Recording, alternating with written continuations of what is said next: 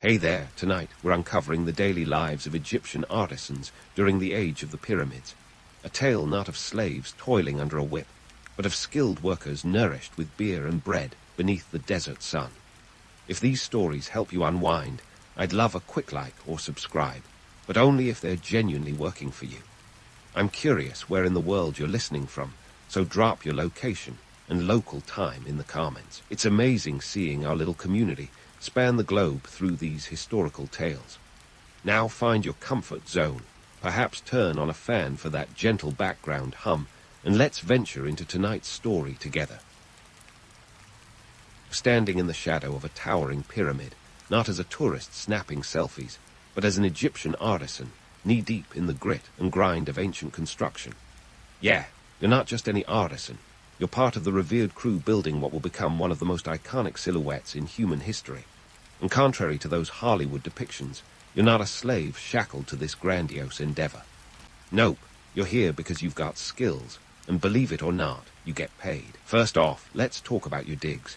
No, you're not roughing it under the desert sky. You're living in a purpose-built village, specifically crafted for workers like you. This isn't some afterthought slapped together with scraps. We're talking about a well-organized community complete with dormitories, bakeries, and even a rudimentary form of healthcare. Archaeologists have uncovered remains of this workers' village near the Giza Plateau, suggesting it housed around 20,000 people. That's like a small city, all united under the singular vision of stacking stones to the heavens. As for what's on the menu, it's not just bread and water. You're keeping fueled with a diet that would put some modern meal plans to shame. Daily rations typically include bread and beer, staples of the Egyptian diet, but also onions, garlic, and meat, primarily beef and goat. And before you roll your eyes at the mention of beer, know that it was less about getting tipsy and more about getting nutrients. Beer back then was thick, nutritious, and packed with carbs, essentially liquid bread. It's said that each worker received about 3 loaves of bread and 2 jugs of beer a day. That's roughly 4,000 calories to keep you chiseling stone under the relentless sun. Now, let's bust a myth that's been around since Moses was a pup. The whole slave labor sh stick. The Hollywood version of pyramid building is dramatic, sure, but real life was a bit less melodramatic and a lot more organized. Evidence from burial sites suggests that artisans and laborers were well-respected individuals, buried with honor in their own tombs near the pyramids. If you were a slave, you wouldn't be getting a commemorative plot of land in the afterlife. These workers were skilled laborers, proud of their craft, and many were part of a hereditary workforce, passing the chisel from one generation to the next. Your daily grind was no picnic, though. The work was tough, and the desert climate didn't exactly make it a spa day. But there was a structure in place to keep things running smoothly. You worked in shifts, part of a rotation system that ensured the work never stopped, even as the sun dipped below the horizon. The logistics of keeping you and your fellow artisans fed, housed, and healthy were nothing short of a marvel. Supplies were delivered by camel caravans, and even the Nile was roped into the action, serving as a transport highway long before the Suez Canal was a twinkle in a diplomat's eye. So why all this effort for a pile of stones? It's all about legacy, my friend. These pyramids were not just gigantic gravestones for pharaohs. They were colossal advertisements of power, wealth, and divine connection. They were the ultimate flex in a world where prestige mattered as much as power. The Giza pyramids, for instance, were built during the 4th dynasty, around 2580-2560 BC, a period marked by a strong centralized government and an economy robust enough to divert resources toward such monumental projects. All this might seem a bit absurd when viewed through a modern lens, where the closest we get to pyramid building is stacking Jenga blocks at a party. But in the context of ancient Egypt, these structures were a testament to human ingenuity and social organization, a feat that involved not just brute force, but also a fair amount of brains. You weren't just a cog in a machine. You were part of a grand narrative, one that echoed through the ages. The tools of your trade weren't exactly power drills and laser levels, but you made do with copper chisels, stone hammers, and wooden sledges. Despite the lack of advanced technology, the precision with which these colossal stones were cut and placed remains a marvel.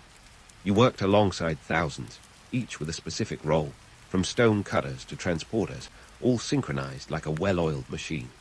This wasn't just construction, it was choreography on a colossal scale. Moving these massive stones, some weighing as much as 80 tons, required ingenuity that modern engineers still scratch their heads over. Theories suggest the use of ramps, levers, and counterweights, but the exact methods remain a bit of a mystery. It's a puzzle that keeps Egyptologists and conspiracy theorists alike buzzing with excitement. But hey, it wasn't all work and no play. The community spirit in the workers' village was vibrant. Festivals and religious ceremonies punctuated the relentless rhythm of construction, providing a welcome respite. These events were more than just an excuse to kick back. They reinforced social bonds and cultural identity, essential for a community living on the edge of the Sahara. So, as you take a moment to wipe the sweat from your brow, remember that you're part of a story that defies the simplicity of myths. Sure, the romantic notions of slaves building pyramids under the lash of a whip make for a good story. But the reality is far more fascinating, a testament to what humans can achieve with shared purpose, a bit of beer, and a whole lot of grit. As you look up at the structure rising steadily against the backdrop of a blazing sun, it's not just a monument to a pharaoh, it's a testament to you and your fellow artisans, who, through skill and sheer will, turned stone into legend. Now, let's dive into the nitty-gritty of the economics behind these towering tombstones. You see, the pyramids didn't just spring up overnight because a pharaoh snapped his fingers. This was an enormous, multi-decade venture that involved a kind of resource allocation that would make modern supply chain managers break out in a cold sweat. It took about 3 million stone blocks, each weighing between 5 to 15 tons, to construct the Great Pyramid of Giza. Imagine that logistical nightmare. The sheer volume of materials needed required a well-oiled economic machine.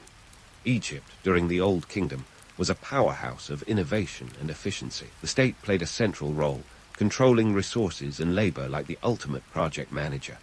Workers like you weren't just thrown a few copper chisels and left to figure it out. Oh no, there was a system, and a pretty impressive one at that. The government organized the labor force into teams, each assigned to specific tasks like quarrying, transporting, and assembling these colossal blocks. Speaking of resources, let's talk quarries. The limestone blocks for the Great Pyramid were sourced from nearby Tura, just across the Nile. And then there's the granite, hauled all the way from Aswan, some 800 kilometers south of Giza. Imagine the logistics involved in moving these hefty stones upriver. The Nile wasn't just a pretty backdrop. It was the ancient equivalent of a superhighway, facilitating the transport of materials that would otherwise be impossible to move.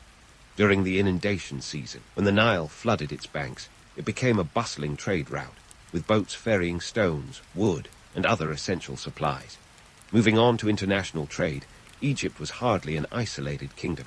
It was plugged into a vibrant network that connected it to the Mediterranean, the Levant, and beyond. Cedar wood from Lebanon was a must-have for building boats and sledges, while copper for tools was imported from the Sinai Peninsula. This wasn't just a local operation. It was an international affair requiring diplomacy, negotiation, and a bit of good old-fashioned bartering. The pharaoh's emissaries probably had their hands full balancing trade deals with neighboring regions, ensuring a steady flow of materials. And then there's the matter of compensation. Let's be clear. You weren't a volunteer, nor were you compensated with empty promises of glory in the afterlife. You got paid, and not just in bread and beer. Workers received clothing, grains, and other goods as part of their wages. The economy was largely barter-based, so your compensation package was more like a Costco haul than a direct deposit. But make no mistake, your labor was valued, and the state ensured that you were well provided for.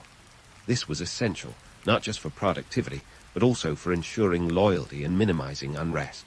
Now, let's debunk another myth, the idea that pyramid building was a back-breaking, soul-crushing task. Sure, it wasn't a walk in the park, but the organization behind it was anything but haphazard.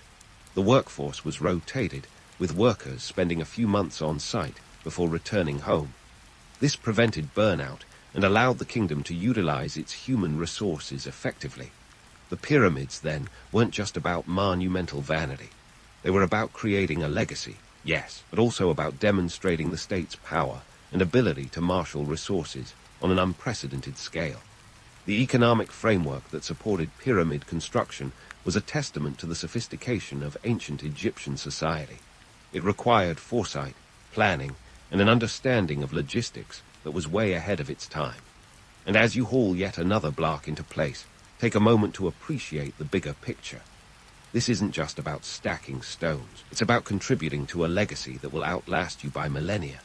It's a feat of human ingenuity, a testament to the power of collective effort, and a reminder that with the right organization, even the most imposing challenges can be overcome. So, as you catch your breath and sip on your nutrient-packed beer, remember that you're not just a cog in the machine.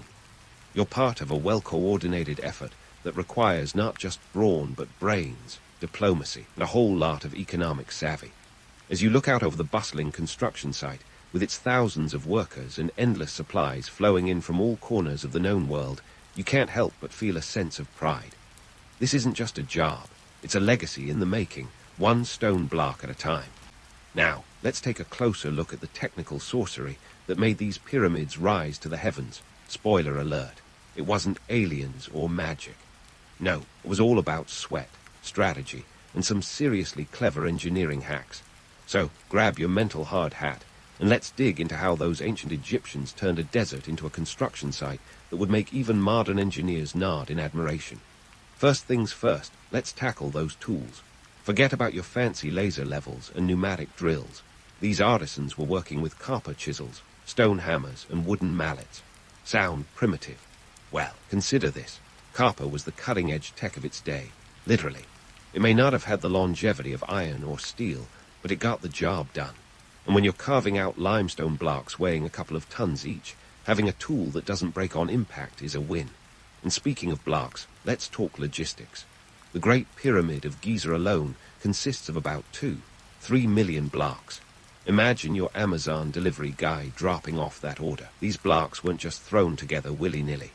Each one was cut with precision, and when I say precision, I mean less than a millimeter gap between them. That's tighter than the plot of a daytime soap opera. Now, you might be wondering, how on earth did they get these gigantic stones from point A to point B? And to the ancient Egyptian equivalent of a U-Haul, sledges. These wooden sledges, combined with a little elbow grease and some sand, were the secret sauce. Workers would wet the sand in front of the sledges, reducing friction and allowing the stones to glide more smoothly. It's a bit like the ancient version of WD-40, but with water and sand. And here's a fun fact. Modern physicists have tested this method and found that it could reduce the force needed to drag a stone by up to 50%. So, next time you're struggling with a piece of IKEA furniture, just remember, it could be worse. You could be hauling a stone block up a pyramid. But what about those infamous ramps? Ah, the ramps. The stuff of archaeological debates and conspiracy theories. The most popular theory is that straight or zigzagging ramps were used to move the stones up the pyramid. These ramps were made from mud brick or limestone chippings and were likely dismantled or absorbed into the pyramid once their job was done. But here's the kicker. The logistics of building a ramp long enough and sturdy enough to reach the top of a pyramid is mind-boggling. Some theories even suggest a spiral ramp built around the pyramid itself, which would solve the problem of astronomical lengths and slopes, but we're still scratching our heads on the specifics. Then there's the lever system, a simple yet effective tool that's been around as long as humans have had stubborn objects they needed to move. Levers were likely used to lift the stones into place, inch by painstaking inch. And while it might not be as glamorous as a crane, it was certainly effective. What about the brains behind the brawn? These projects required more than just muscle. They needed meticulous planning and expertise. And to the skilled artisans and engineers, the unsung heroes of pyramid construction.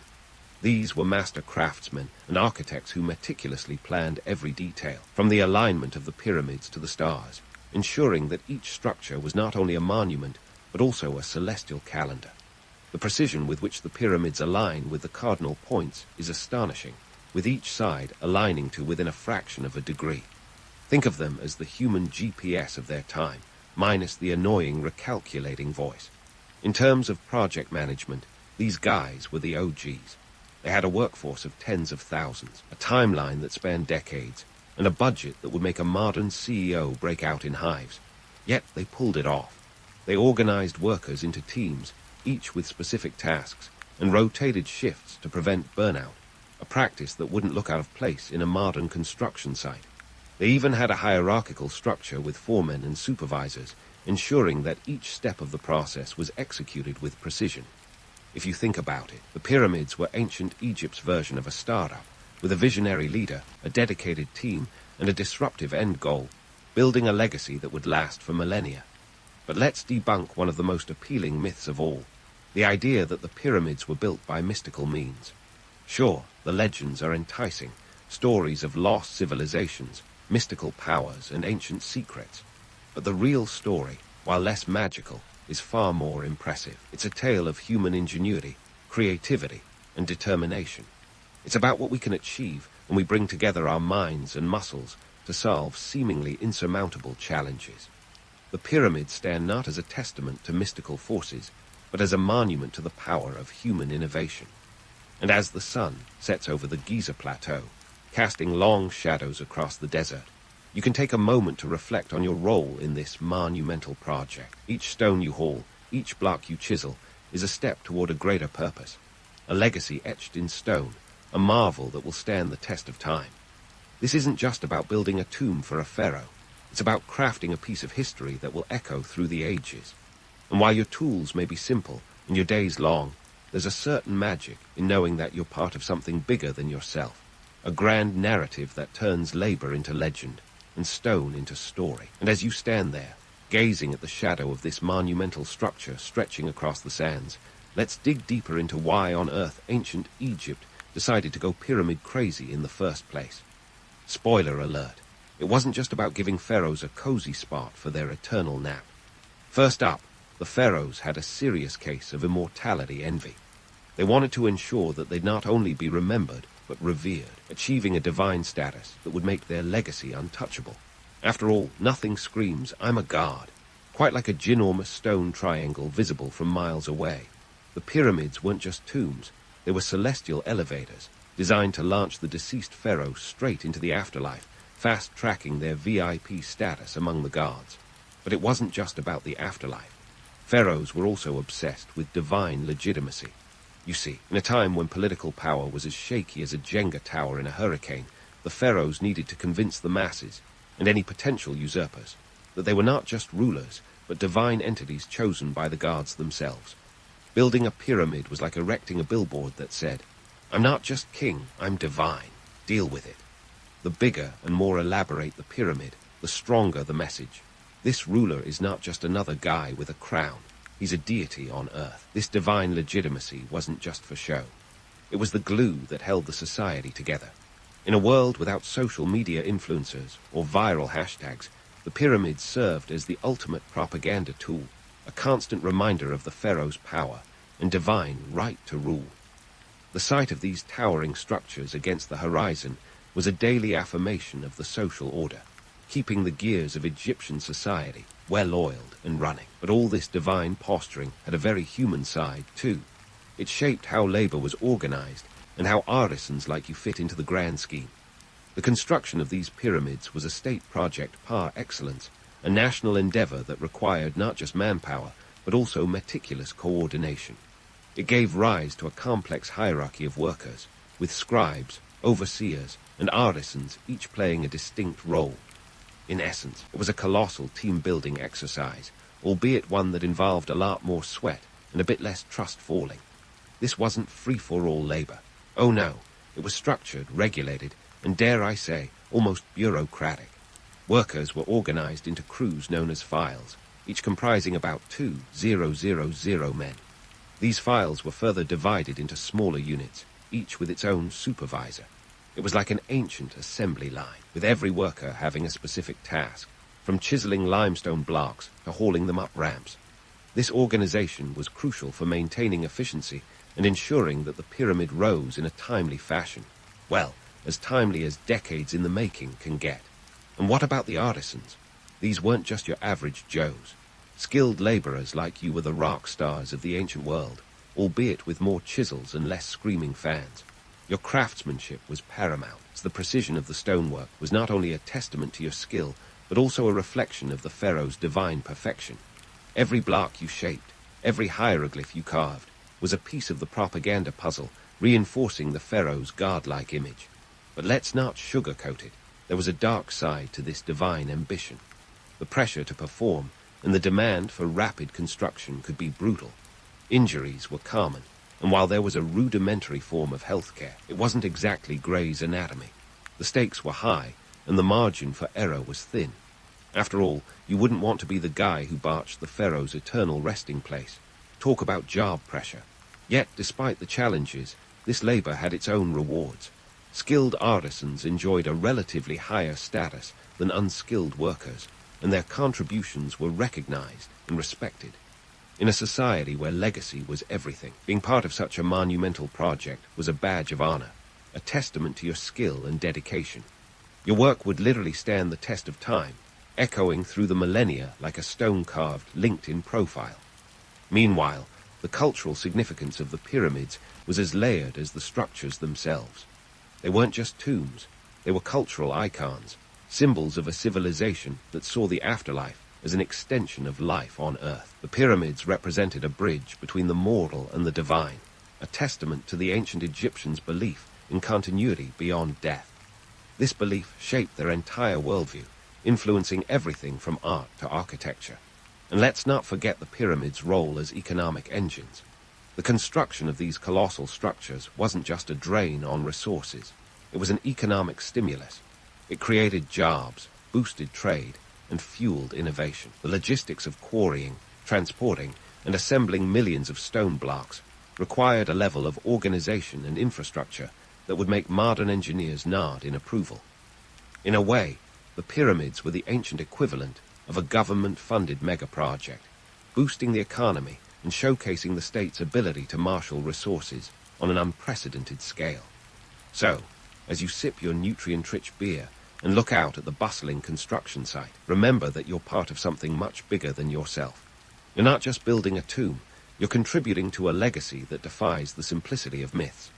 It's a story of divine ambition and human ingenuity, a tale of power, prestige, and propaganda carved in stone. And while your tools may be primitive and your days long, there's a certain magic in knowing that your work will outlast you by millennia, a testament to the enduring power of human creativity and determination. As the sun sets and the shadows of the pyramids stretch across the sands, you can't help but feel a sense of pride. Because this isn't just about stacking stones, it's about crafting a legacy that will echo through the ages, a monument to what humans can achieve when they put their minds and their muscles to work. So, take a deep breath, wipe the sweat from your brow, and get ready to chisel out your place in history. Because this isn't just a job, it's a testament to the power of human ambition, a story as old as time itself. As you stand there, feeling the cool desert breeze against the backdrop of history, let's examine the ripple effects of these gargantuan stone triangles on Egyptian society. Spoiler alert, they weren't just about pharaohs flexing their divine muscles. Fast forward a few millennia, and these pyramids are still the rock stars of the archaeological world, sparking debates, inspiring awe, and yes, fueling more conspiracy theories than you can shake a copper chisel at. First up, the economic strain. You know those colossal block parties required a massive budget, right? Building a pyramid wasn't just about hauling rocks. It was an economic juggernaut that involved resources, labor, and let's face it, a whole lot of royal moolah. The state basically played a game of economic Jenga, diverting resources from agriculture, trade, and more to fund these monumental projects. It was a balancing act that would make modern economists sweat bullets. The Old Kingdom's economy was robust enough to handle it for a while, but it's no coincidence that the pyramid-building frenzy tapered off as resources became scarcer and centralized power began to wobble like a poorly stacked stone. The technological advancements, though, were nothing short of revolutionary. Sure, they weren't inventing smartphones, but these artisans were the Silicon Valley of their time. The precision of their stonework, the engineering marvel of the pyramids, and their ability to align these structures with celestial bodies is a testament to their ingenuity. These guys were the ancient equivalent of NASA engineers, minus the rockets. They figured out how to move staggering amounts of stone with nothing but sledges, water, and a lot of sweat equity. It's a reminder that necessity really is the mother of invention, and that human ingenuity can shine brightest under pressure. Let's not forget the artisans' legacy. These weren't nameless, faceless laborers toiling away in anonymity. No, these were skilled craftsmen, artisans whose work was their calling card. Their legacy lives on, not just in the towering pyramids, but in the intricate carvings and hieroglyphs that still speak to us across the centuries. They were the unsung heroes of their time, their craftsmanship, a testament to their dedication and skill. It's proof that while rulers may come and go, the work of the hands and minds endures.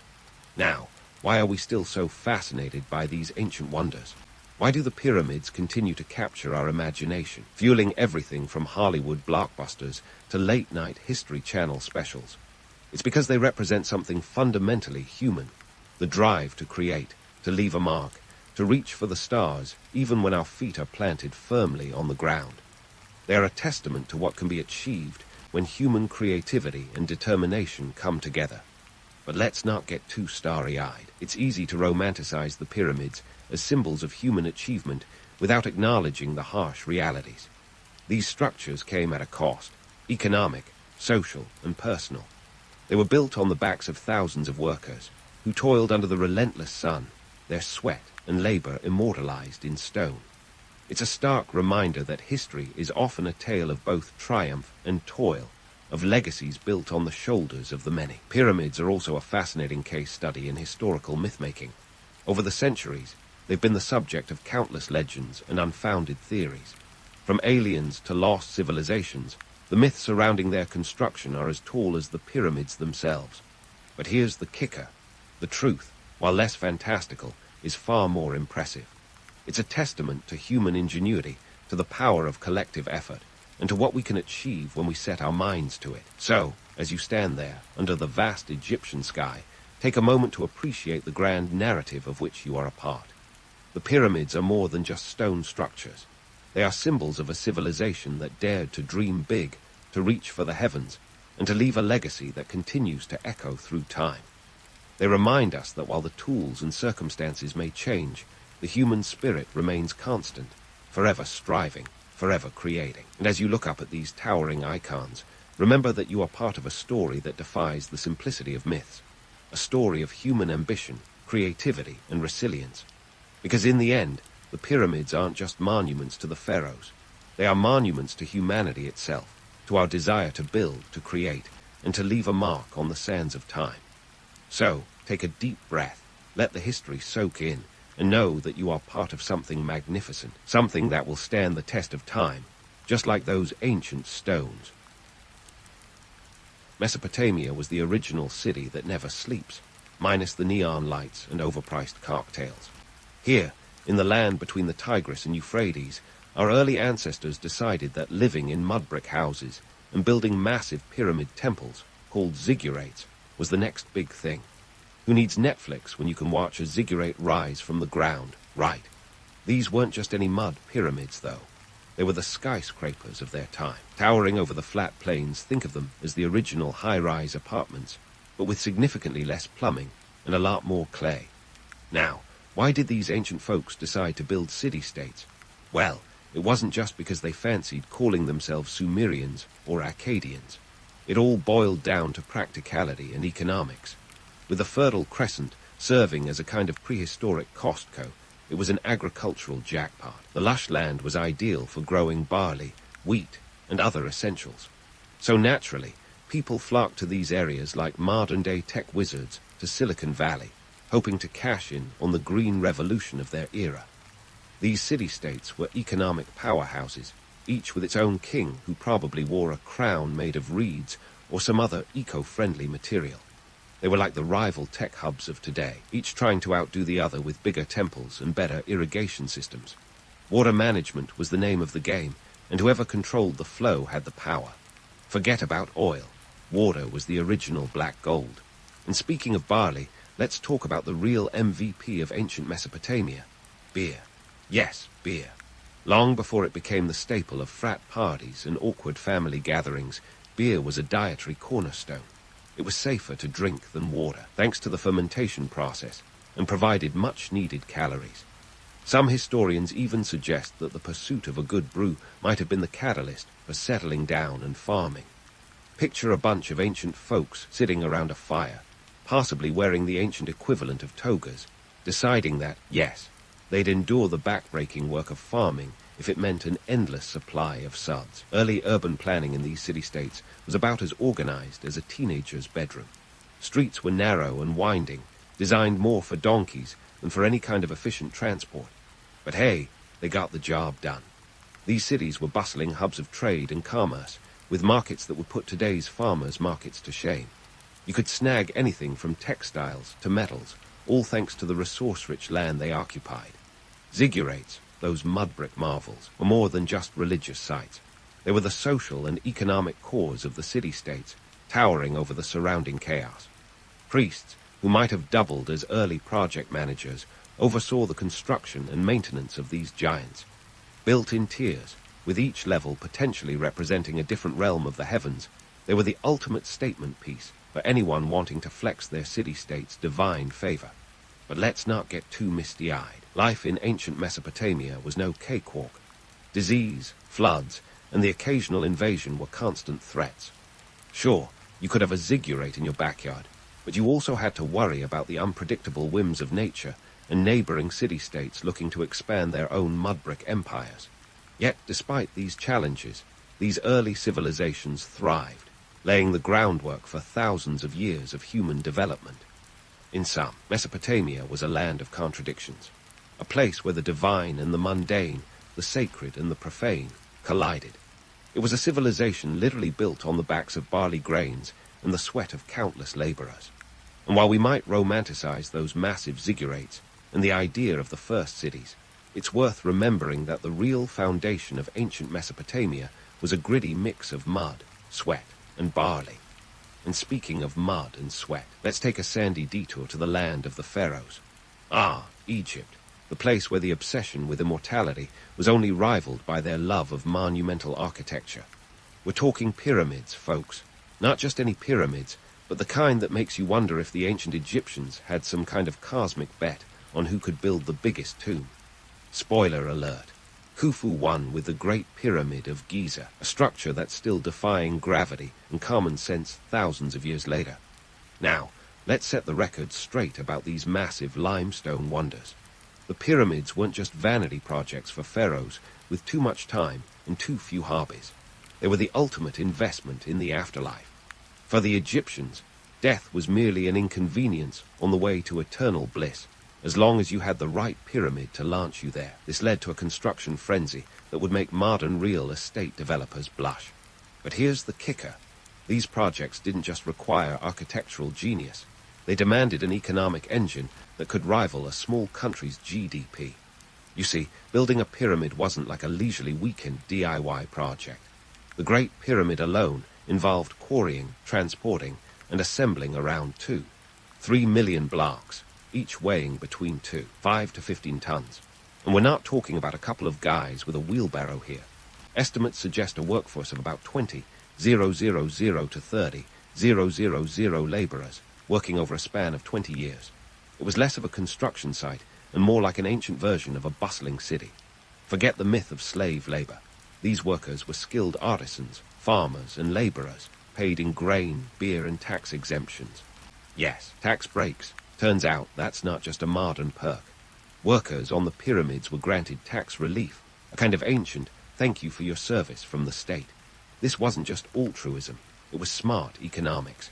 By exempting workers from taxes, the pharaohs ensured a steady, motivated workforce, fueling the pyramid economy while maintaining social order. Pharaohs weren't just rulers. They were masterful economists in their own right, ensuring that the labor force was as happy as one could be while hauling multi-ton stones across the desert. But let's not romanticize this too much. The conditions were brutal, with workers toiling under the relentless Egyptian sun from sunrise to sunset. Injuries were common, and life expectancy wasn't exactly promising. Yet, the allure of participating in the construction of a divine edifice, coupled with the tangible benefits, made it a worthwhile endeavor for many. It was a hard, gritty life, but one with purpose.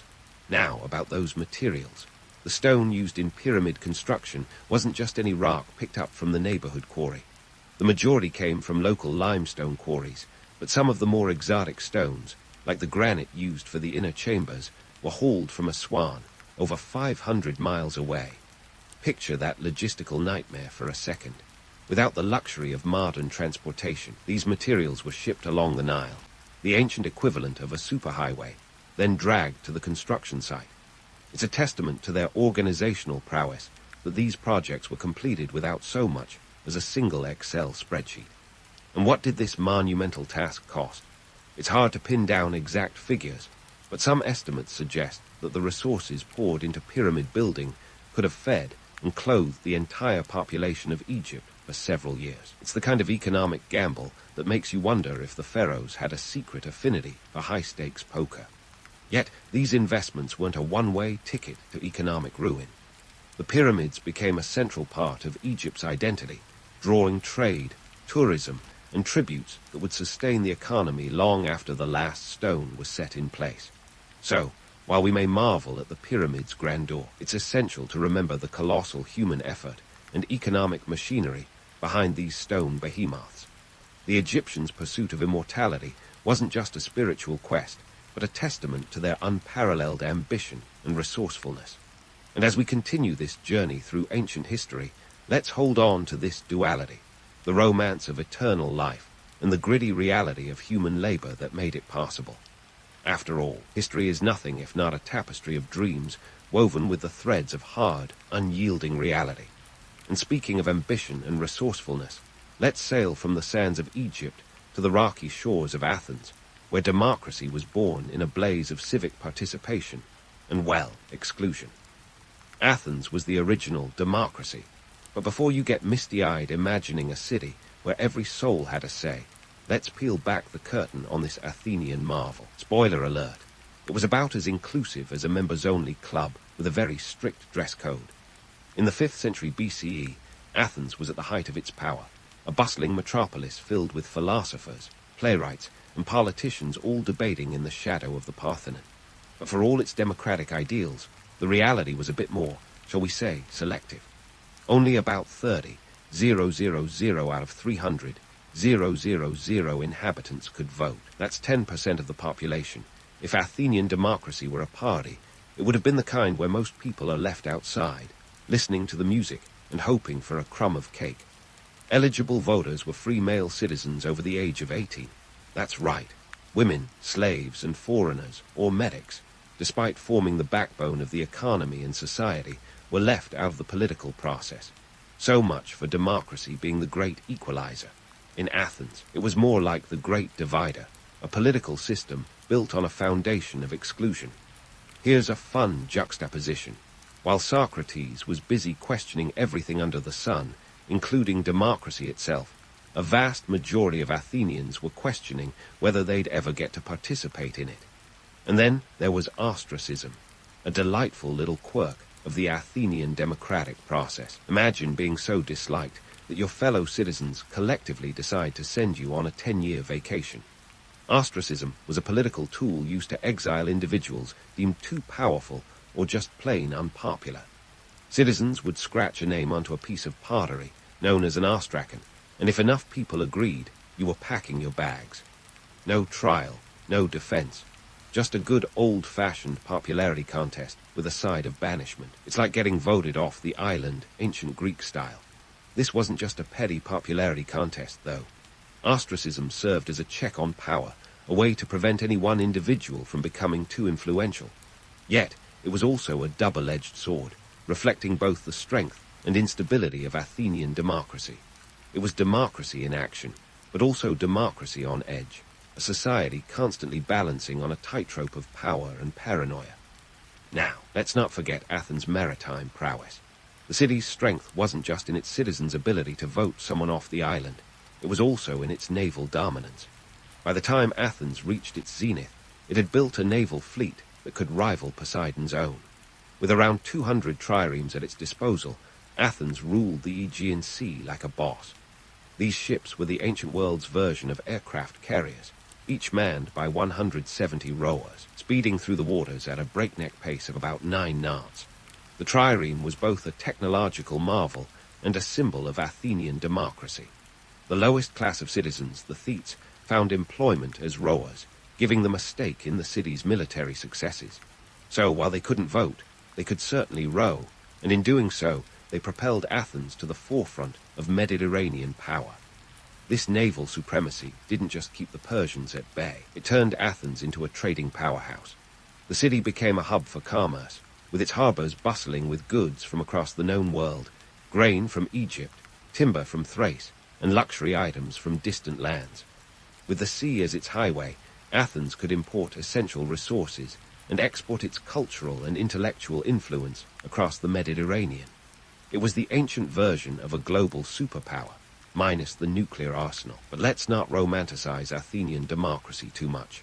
The economic might and naval dominance came with their own set of problems. Maintaining such a fleet drained resources and required hefty tributes from allied city-states, leading to resentment and revolts. The Delian League, initially a mutual defense pact against Persia, quickly became an Athenian empire in all but name. Athens was the big fish in a sea of smaller fish who were less than thrilled about their new overlord. So, while Pericles might have painted Athens as the school of Hellas, teaching the world democracy and art, it was also an imperial power, demanding tribute and exerting control. The economic benefits of naval power were clear, but the political cost was high. The seeds of resentment sowed in these times would later bear bitter fruit in the Peloponnesian War. In the end, Athenian democracy was as much about exclusion and power as it was about civic participation and debate. It was a system that allowed for great innovation and cultural flourishing, yet it was also fraught with contradictions and inequalities. As we sail forward into the next chapter of history, let's remember that democracy, like a finely crafted trireme, requires balance and cooperation to avoid capsizing under the weight of its own contradictions. Keep your oars in the water, because the journey is far from over. And speaking of keeping your oars in the water, let's glide from the choppy seas of Athenian democracy to the smooth, well-paved roads of the Roman Empire. If Athens was the birthplace of democracy, then Rome was the empire that made sure everyone knew how to get there, literally. Roman roads were the ancient world's superhighways, and boy, did they know how to lay down some serious cobblestone. The Romans were the original road warriors, creating a vast network that spanned over 250,000 miles at the empire's height. Picture this, roads so straight they'd make a ruler jealous, stretching from the windswept coasts of Hispania to the sun-drenched plains of Mesopotamia. These weren't just any paths, they were meticulously engineered feats of construction, complete with drainage systems and layered foundations. Forget Google Maps. Roman roads were the real navigational triumph of their time. But here's the punchline. While the roads were paragons of Roman engineering, Roman traffic was a different story. Imagine trying to navigate a bustling Roman city with chariots, carts, and pedestrians all vying for space. It was the ancient equivalent of rush hour on a New York subway, minus the soothing announcements. Picture oxen stubbornly blocking the way, and traders shouting over clattering wheels. Roman efficiency, meet your arch-nemesis, Roman chaos. Now let's get down to brass tacks, or rather Roman denarii. These roads weren't cheap. Maintaining them required a small fortune. The Roman state poured resources into keeping them in tip-top condition. The Via Appia, one of the earliest and most famous roads, alone stretched 132 miles from Rome to the port city of Brundisium. This marvel of engineering wasn't just a road. It was a lifeline for trade and military movement. And like any infrastructure project worth its salt, it cost a pretty penny. The economic advantages were clear. These roads facilitated trade like nobody's business. Goods could move swiftly across the empire, from olive oil in Spain to papyrus in Egypt, fueling the Roman economy. The roads turned Rome into the beating heart of a commercial network that spanned continents. Yet the upkeep was a perpetual headache, with the state constantly shelling out for repairs and improvements. In a way, the Romans were the ancient world's master accountants, balancing the books to keep their empire connected. Speaking of connectivity, these roads were also the empire's military backbone. Roman legions could march at double time, covering up to 20 miles a day, thanks to these well-maintained thoroughfares. This rapid deployment capability was a cornerstone of Roman military dominance. The phrase, "all roads lead to Rome," wasn't just a catchy slogan, it was a strategic reality. If you were an enemy of Rome, you could bet your last sestrius that the legions would soon be knocking at your door, courtesy of these all-weather highways. But let's not romanticize this too much. The roads, while a marvel, were also a symbol of Roman imperialism. They were the arteries through which Rome exercised its control over distant lands, a constant reminder of the empire's reach. For the subjugated provinces, these roads were a double-edged sword, bringing both economic opportunity and the iron fist of Roman rule. The empire's expansion was as much about infrastructure as it was about conquest. Now, let's take a detour into the bustling urban centers these roads connected. Roman cities were the epitome of ancient urbanization, with all the amenities and headaches that entailed. On one hand, you had aqueducts delivering fresh water, public baths offering a place to relax and socialize, and amphitheaters showcasing the latest in gladiatorial entertainment. On the other hand, you had overcrowded tenements, rampant disease, and a fire hazard waiting to happen. Rome, the city, was a behemoth of brick and mortar, a testament to human ingenuity and folly. Urbanization brought its own set of societal shifts. As people flocked to the cities, drawn by the promise of opportunity, the gap between the rich and poor widened. The wealthy lived in lavish villas complete with heated floors, while the poor crammed into insular, multi-story apartment blocks that were precariously constructed and prone to collapse. The contrast was stark. Luxury for a few, squalor for many. It was a tale as old as time, a city of dreams and desperation. And then there was the cost, not just in coin, but in resources and labor. The demand for materials to build and maintain these cities was insatiable, driving an economic engine that stretched the empire's resource base to its limits. The environmental impact was significant, as forests were cleared for timber and quarries were mined for stone. It was an ancient precursor to modern urban sprawl, with all its attendant environmental and social challenges. So, while Roman roads and cities are rightly celebrated as engineering marvels, they were also emblematic of an empire grappling with the costs of its own success. The romance of Rome's infrastructure is undeniable, yet so is the gritty reality of maintaining such a vast network.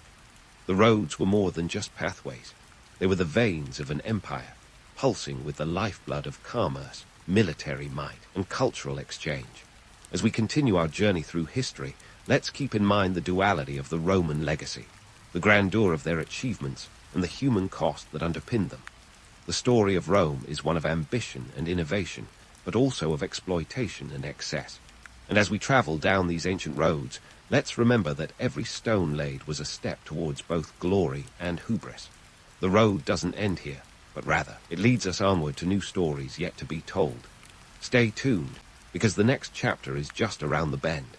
And speaking of stories just around the bend, let's take a left turn onto the path leading to the fall of Rome, a saga of arrogance, mismanagement, and the inevitable consequences of biting off more than you can chew. Picture an empire that once stretched from the windswept hills of Britannia to the sun-baked sands of Egypt, now struggling to hold its patchwork quilt of territories together. At its height, Rome was the ultimate influencer, setting trends for governance, architecture, and even plumbing.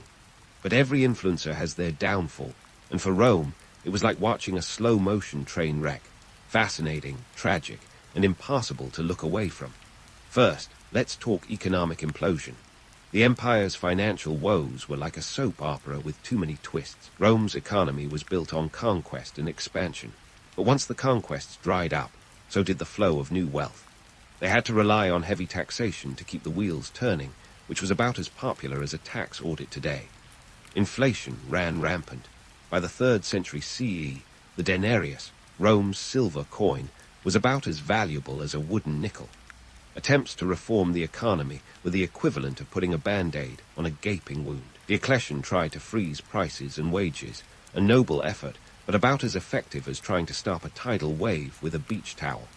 Then there was the political circus. Rome's leadership was a veritable who's who of incompetence. The empire was split into eastern and western halves in an attempt to make governance more manageable, but instead of solving problems, it doubled them. Power struggles became the norm, with generals and emperors playing a deadly game of musical chairs. In the 50 years between 235 and 284 CE, Rome went through about 26 emperors. To put that in perspective, that's like changing your car's oil more often than your empire's leader. While the emperors fiddled, Rome burned, literally and metaphorically. The once mighty Roman military, the backbone of the empire, was now more like a creaky old skeleton. The reliance on mercenaries, often Germanic tribesmen, was a desperate move. Sure, they could fight, but their loyalty was about as stable as a celebrity marriage. When push came to shove, these hired guns were more interested in their own gain than Rome's glory. And let's not forget the external pressures. The so-called barbarian invasions were less about barbarism and more about Rome being a juicy target. The Visigoths, Goths, Vandals, and Huns weren't just knocking on the door, they were breaking it down. Alaric's sack of Rome in 410 CE was a wake-up call that the empire hit snooze on. By the time Odoacer deposed the last Roman emperor of the West, Romulus Augustulus, in 476 CE, the Western Roman Empire was less of a majestic lion and more of a worn-out tabby cat. Now, here's where we draw those modern parallels. You see, Rome's story isn't just ancient history. It's a cautionary tale that echoes in the halls of today's global powers. Economic disparity, political infighting, and overextension are issues as relevant now as they were back in the days of togas and laurel wreaths. The Roman Senate became a shadow of its former self, a rubber stamp institution that bowed to the whims of powerful individuals. Sound familiar? Substitute the senators with lobbyists, and you've got a modern political drama on your hands. And oh, the irony. Rome, which prided itself on its roads and connectivity, found itself unable to manage the sheer vastness of its territories. Today's empires have swapped roads for digital highways, and yet the struggle to maintain control over sprawling networks persists. The lesson here, whether it's trade routes or fiber-optic cables, connectivity is a double-edged sword, one that can unite as easily as it can unravel. In the end, the story of Rome isn't just about an empire that fell. It's about an empire that evolved. The Eastern Roman Empire, or Byzantine Empire, carried the torch for another 1,000 years, a testament to adaptation and resilience. Meanwhile, the legacy of Rome lived on in countless ways, from legal systems and languages to architecture and art. The ruins of Rome are more than just tourist destinations. They're reminders of human ambition and the cyclical nature of history. So, as we wrap up this historical journey, let's raise a glass, of ancient beer perhaps, to the paradoxes of human endeavor. For every ziggurat and pyramid, every trireme and Roman road, there's a story of triumph and a lesson in humility. History, after all, is a tapestry woven with the threads of human folly and genius. And while we may not learn from it as often as we should, we can always marvel at the patterns it creates. Here's to the stories yet to be told and the roads still left to travel. Cheers. Sweltering in the fertile crescent of the Middle East, where the Tigris and Euphrates play a delicate game of who can flood the most, lies Mesopotamia, ancient history's favorite overachiever. This land, known affectionately as the cradle of civilization, though more like a hotbed of innovation and intrigue, was home to the Sumerians, a people who decided that mere survival wasn't enough. They wanted to keep track of every grain of barley and every goat transaction, which led to one of humanity's most revolutionary inventions, riding. Around 3200 BCE, the Sumerians rolled up their proverbial sleeves and carved symbols into wet clay, effectively inventing cuneiform. It wasn't exactly Shakespeare, but it did the job.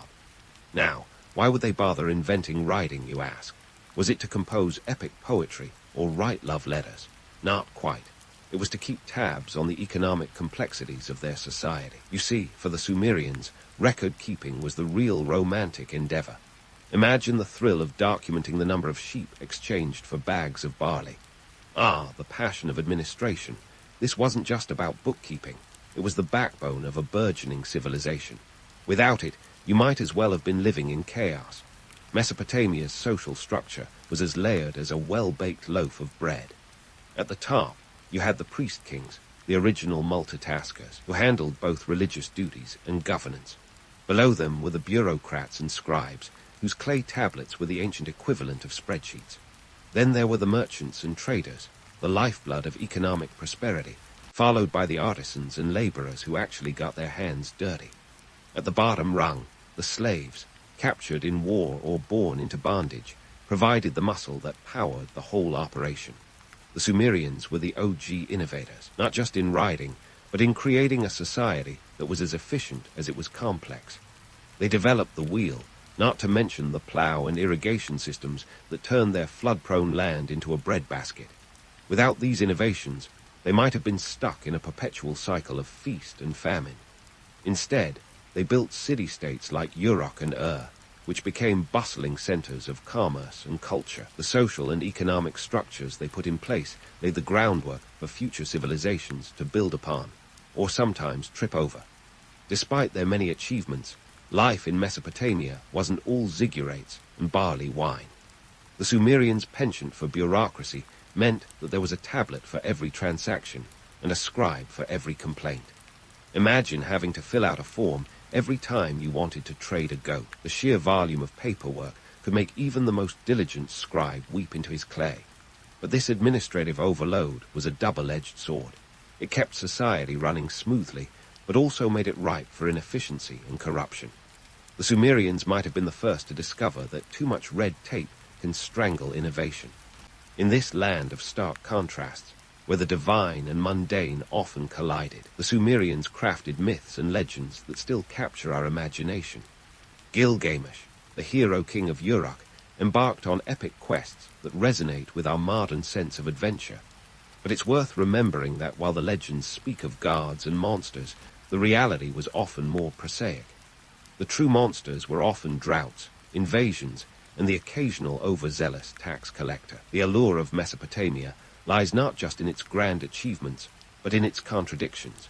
It was a place where the mystical and the practical were in constant dialogue, where the invention of writing could coexist with the invention of bureaucracy. As the Sumerians laid the foundations for future empires, they also set the stage for the pitfalls and perils of civilization. Their story is a reminder that innovation and complexity go hand in hand, and that progress often comes with a price. The rise and fall of ancient civilizations like Mesopotamia offer a glimpse into the timeless dance between human ambition and the forces that shape our world. The Sumerians were not just pioneers. They were the original architects of the societal blueprint that would be copied, modified, and sometimes outright plagiarized by those who followed. As their cities rose and fell, they left behind a legacy of innovation and complexity that would echo through the corridors of history. As the Sumerians' innovations echoed through history, our narrative takes a detour from the Ziggurats of Mesopotamia to the sun-drenched sands of ancient Egypt, a land where the Nile wasn't just a river, but the lifeblood of civilization. Here, in this grand tapestry of pharaohs and dynasties, the true meaning of pyramid scheme comes into focus. Forget multi-level marketing. We're talking about the kind of pyramid that casts shadows over millennia. Around 2580-2560 BCE, the ancient Egyptians embarked on a construction project that would make modern skyscraper architects weep into their blueprints, the Great Pyramid of Giza. This wasn't just a tomb. It was the ultimate flex, an eternal monument to Pharaoh Khufu's reign. So, how did they manage to pull off this architectural marvel without the aid of cranes or CAD software? Spoiler alert, it wasn't aliens. Let's dive into the economic behemoth that was ancient Egypt. The Nile's predictable flooding was the ancient world's version of a reliable stock market, transforming barren desert into fertile farmland year after year. This agricultural bounty was the backbone of Egypt's wealth, funding not only grand construction projects, but also an entire civilization. And at the helm of this economic juggernaut was the pharaoh, a god-king whose divine mandate was as unquestionable as it was absolute. Now, if you're picturing slaves toiling away under the brutal sun, it's time for a little myth-busting. The builders of the pyramids were not slaves in chains, but skilled laborers and farmers who worked in shifts, seasonal workers with a side of stonemasonry. They even had the first known workers' compensation plan. If you got injured on the job, you were cared for, not cast aside. These workers left behind graffiti that reads more like a construction crew's inside jokes than cries for help. The societal structure of ancient Egypt was as intricate as the hieroglyphs that adorned its temples.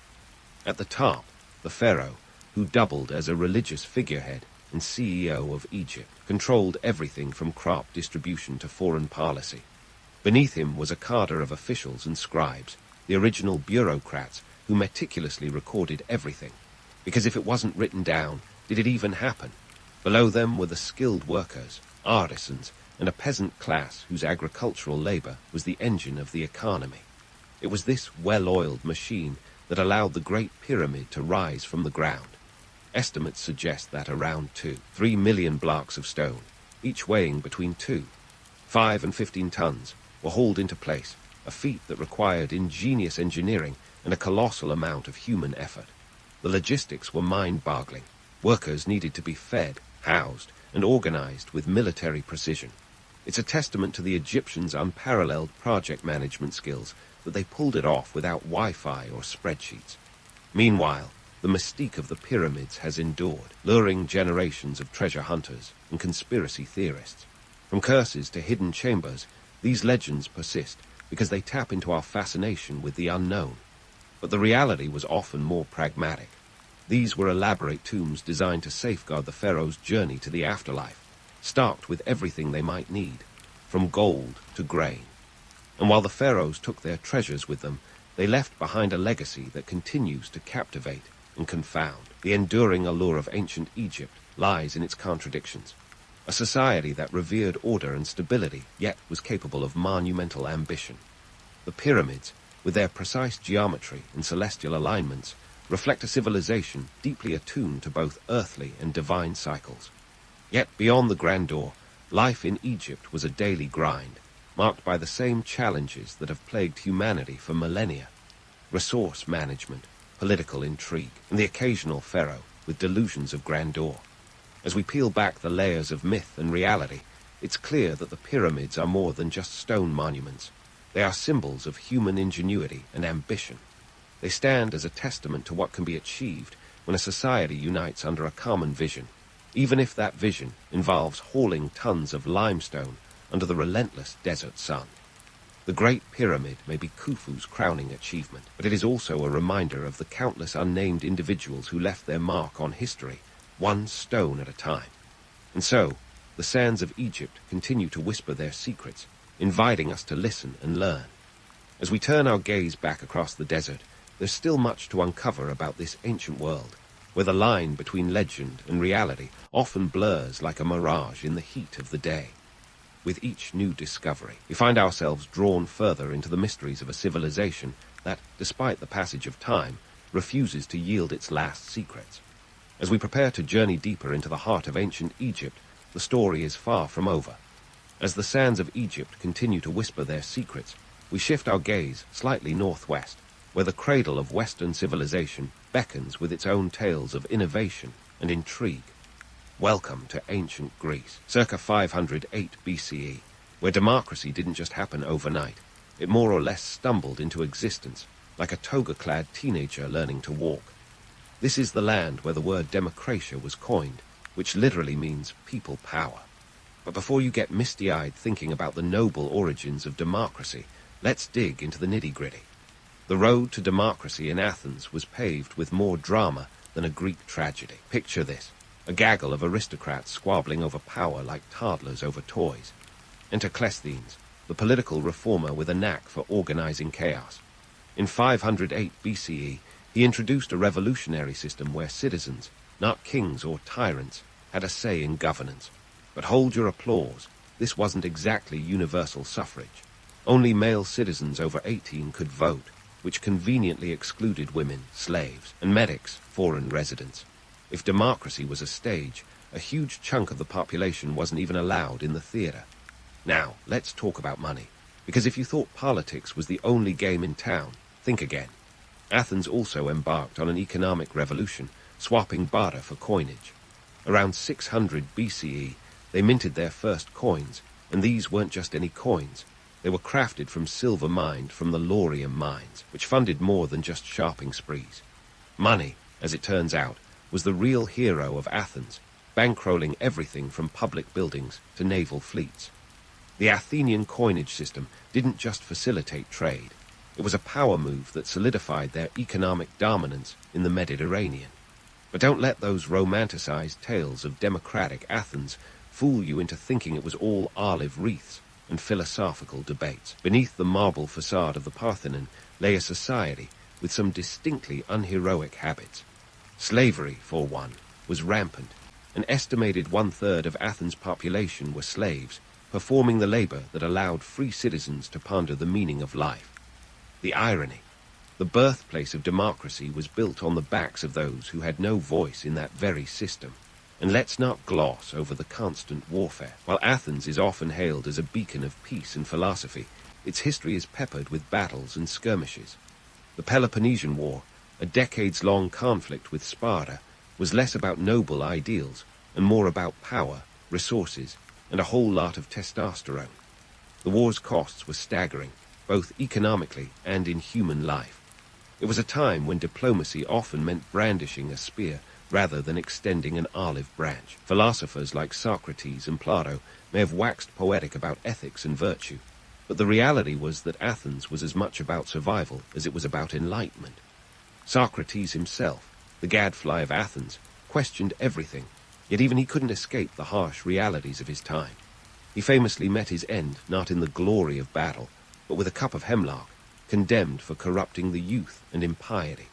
So much for the free exchange of ideas. The Athenian democracy was a fragile experiment, subject to the whims of the assembly, a gathering of citizens that could be swayed by rhetoric, bribery, or sheer volume of vocal cords. The system had its share of flaws, including the infamous practice of ostracism, where citizens could be exiled for a decade based on votes scratched onto pottery shards. Democracy, it seems, came with a side of mob rule, where popularity was as fickle as the Mediterranean breeze. Yet, amidst the chaos and contradictions, Athens laid the groundwork for something enduring. The idea that ordinary citizens could govern themselves was revolutionary, planting seeds that would grow into the democratic ideals we cherish today.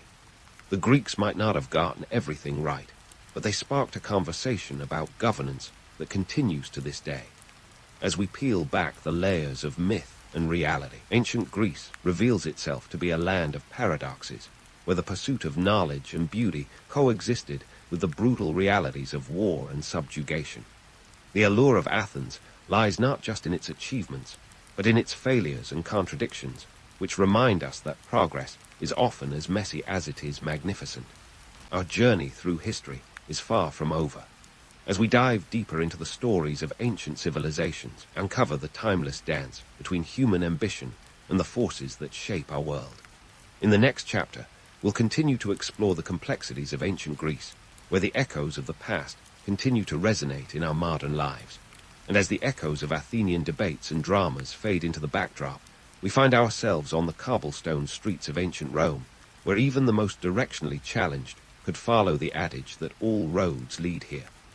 Rome, the juggernaut of antiquity, was less a city and more a sprawling empire that swallowed entire cultures like a history-devouring black hole.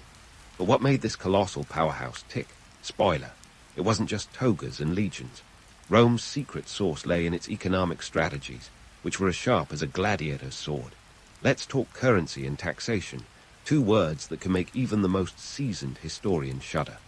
Around 211 BCE, Rome introduced the denarius, a silver coin that became the Bitcoin of its day. This wasn't just pocket change. It was an economic weapon that unified trade across the empire's vast expanse. With a standardized currency, Rome could efficiently collect taxes, fund its never-ending military campaigns, and build infrastructure that would put modern engineers to shame. Taxation in Rome was less about squeezing the populace dry and more about strategic absorption of wealth. The provinces were milked like cash cows, yet the Romans were savvy enough to invest in local development, ensuring a steady flow of resources back to the capital. This wasn't altruism. It was empire building 101. By improving roads, aqueducts, and public buildings, Rome kept the provinces productive and, more importantly, less likely to revolt. The genius lay in making conquered peoples feel like they were part of something grand, even if their tax collectors occasionally overstepped the mark. Now, let's pivot to politics, a realm where intrigue flowed as freely as the Tiber River. The Roman political system was a tangled mess of checks, balances, and backstabbing. The Senate, that venerable institution, was as much a theater of power as the Colosseum was a theater of blood.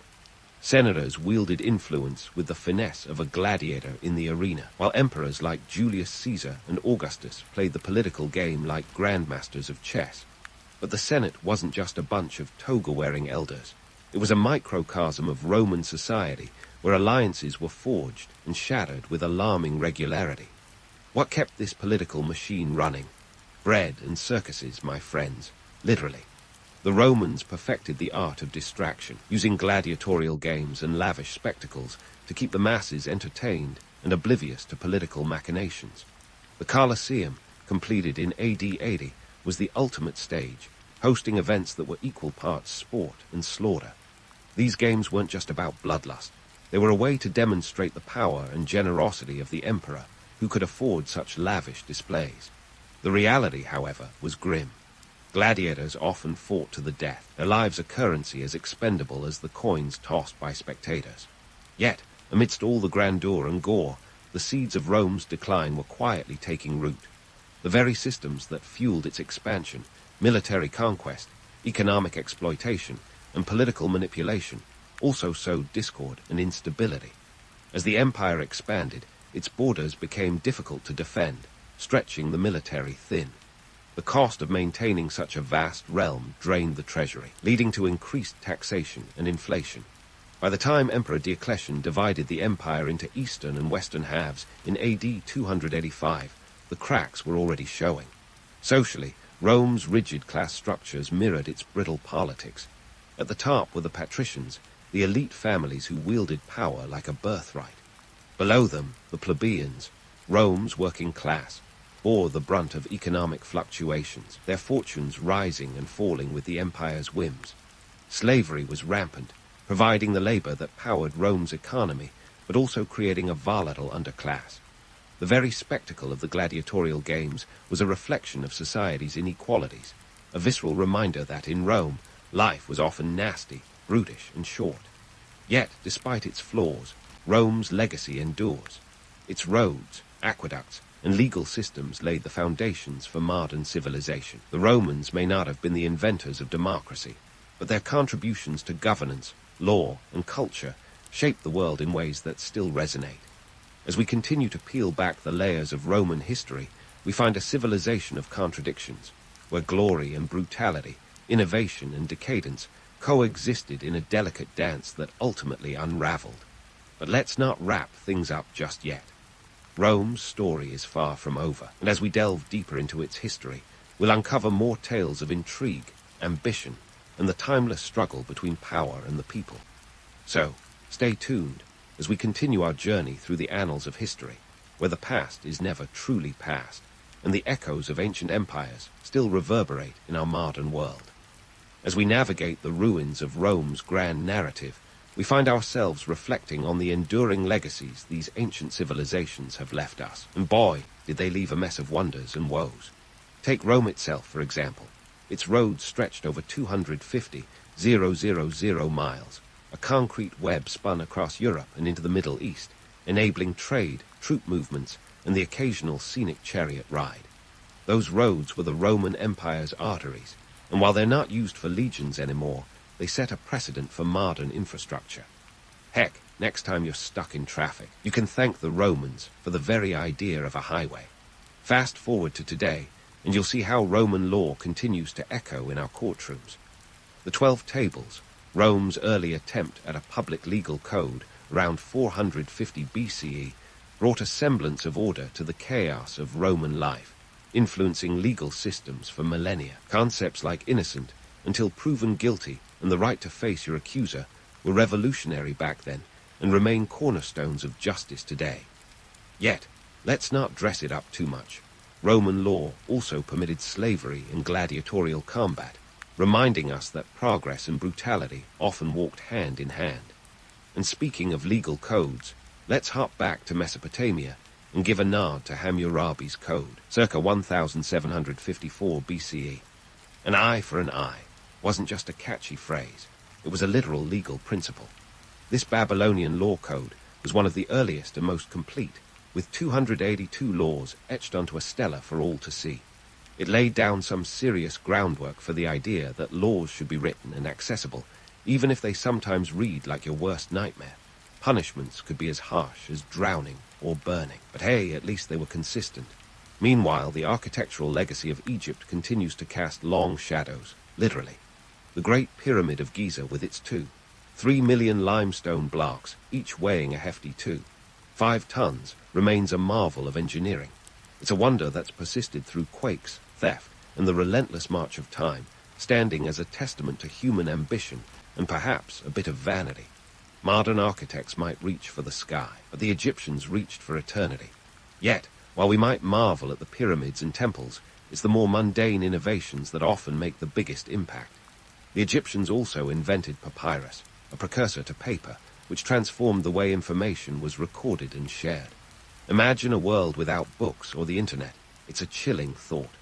Papyrus was the ancient world's USB drive, storing everything from tax records to religious texts. Without it, history of Egypt might have been as ephemeral as the desert wind.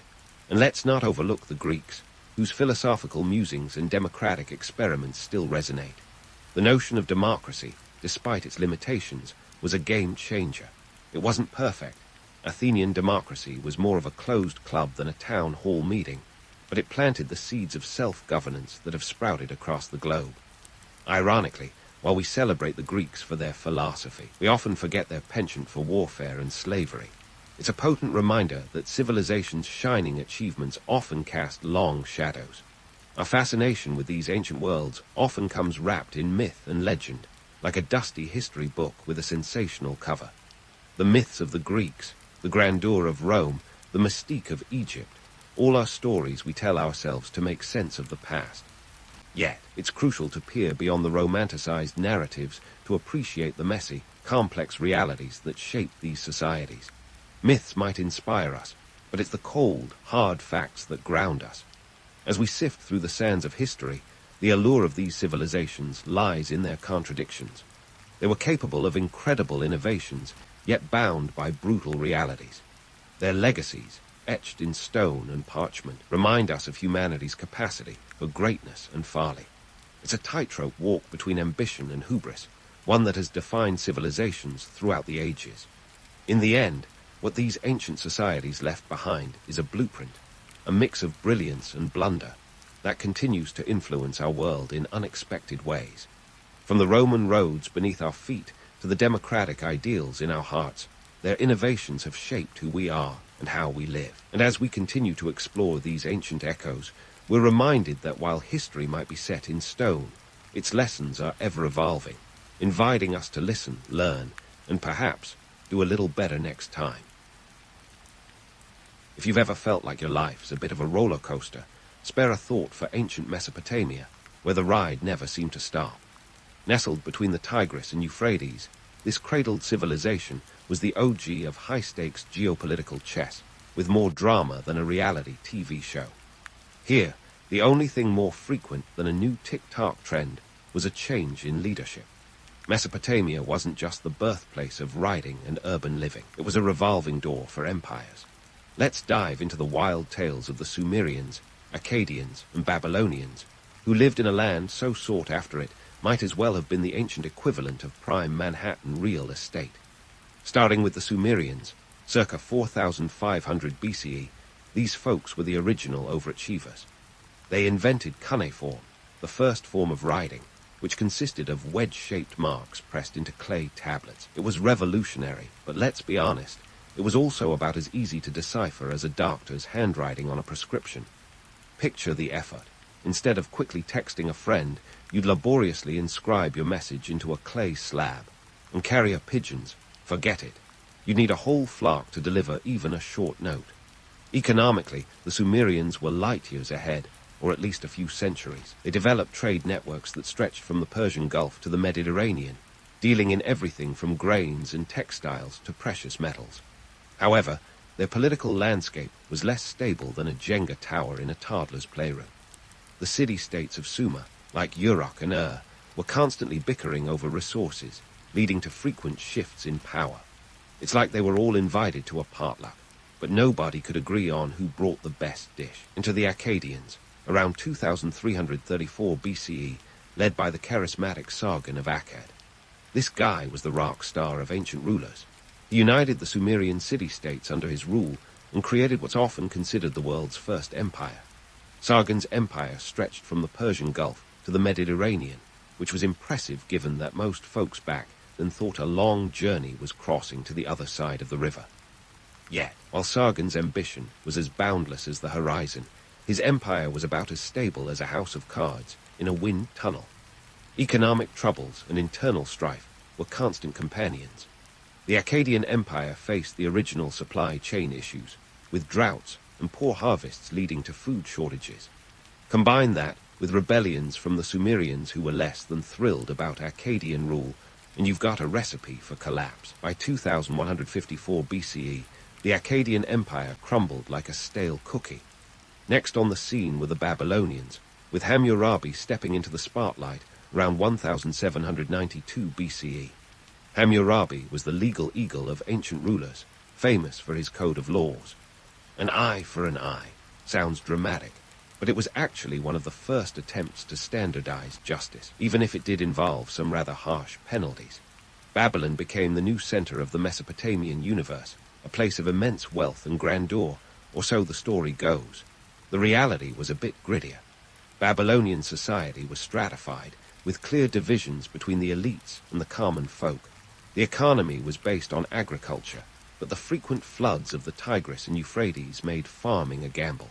And the political scene, let's just say it was like a game of musical chairs, except the music never stopped, and the chairs were constantly being rearranged. Despite their innovations, the Babylonians were eventually overshadowed by a new batch of conquerors. But they left behind a legacy as the keepers of ancient wisdom, with their contributions to mathematics and astronomy. They were doing algebra and tracking celestial movements, while most of the world was still figuring out how to light a fire without burning down the village. Now, let's address the elephant in the room, Ziggurats. These massive temple complexes were essentially the Mesopotamian answer to the pyramids, but with a twist. Instead of smooth sides, they were built in tiered layers, like a birthday cake designed by someone who didn't quite understand gravity. The ziggurat of Ur, for instance, rose to about 100 feet high, a remarkable feat considering they didn't have cranes or power tools. Yet, while impressive, these structures were less about practical use and more about showing off.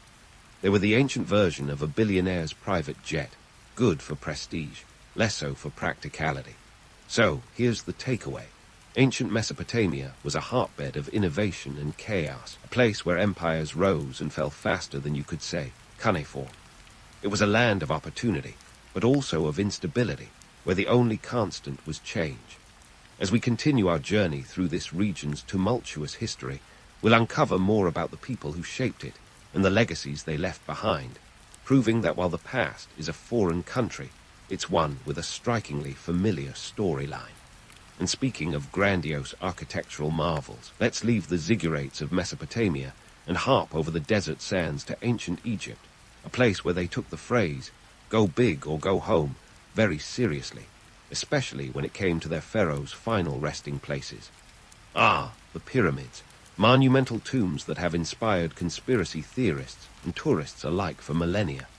These colossal structures weren't just about creating skyline-defining silhouettes. They were statements of divine power and economic prowess. Now let's tackle the elephant, or should I say the stone block, in the room, the myth of slaves building the pyramids. For years, Hollywood and popular culture painted this picture of an army of shackled laborers toiling under a merciless sun. The reality, less chains and whips, and more union breaks and bread.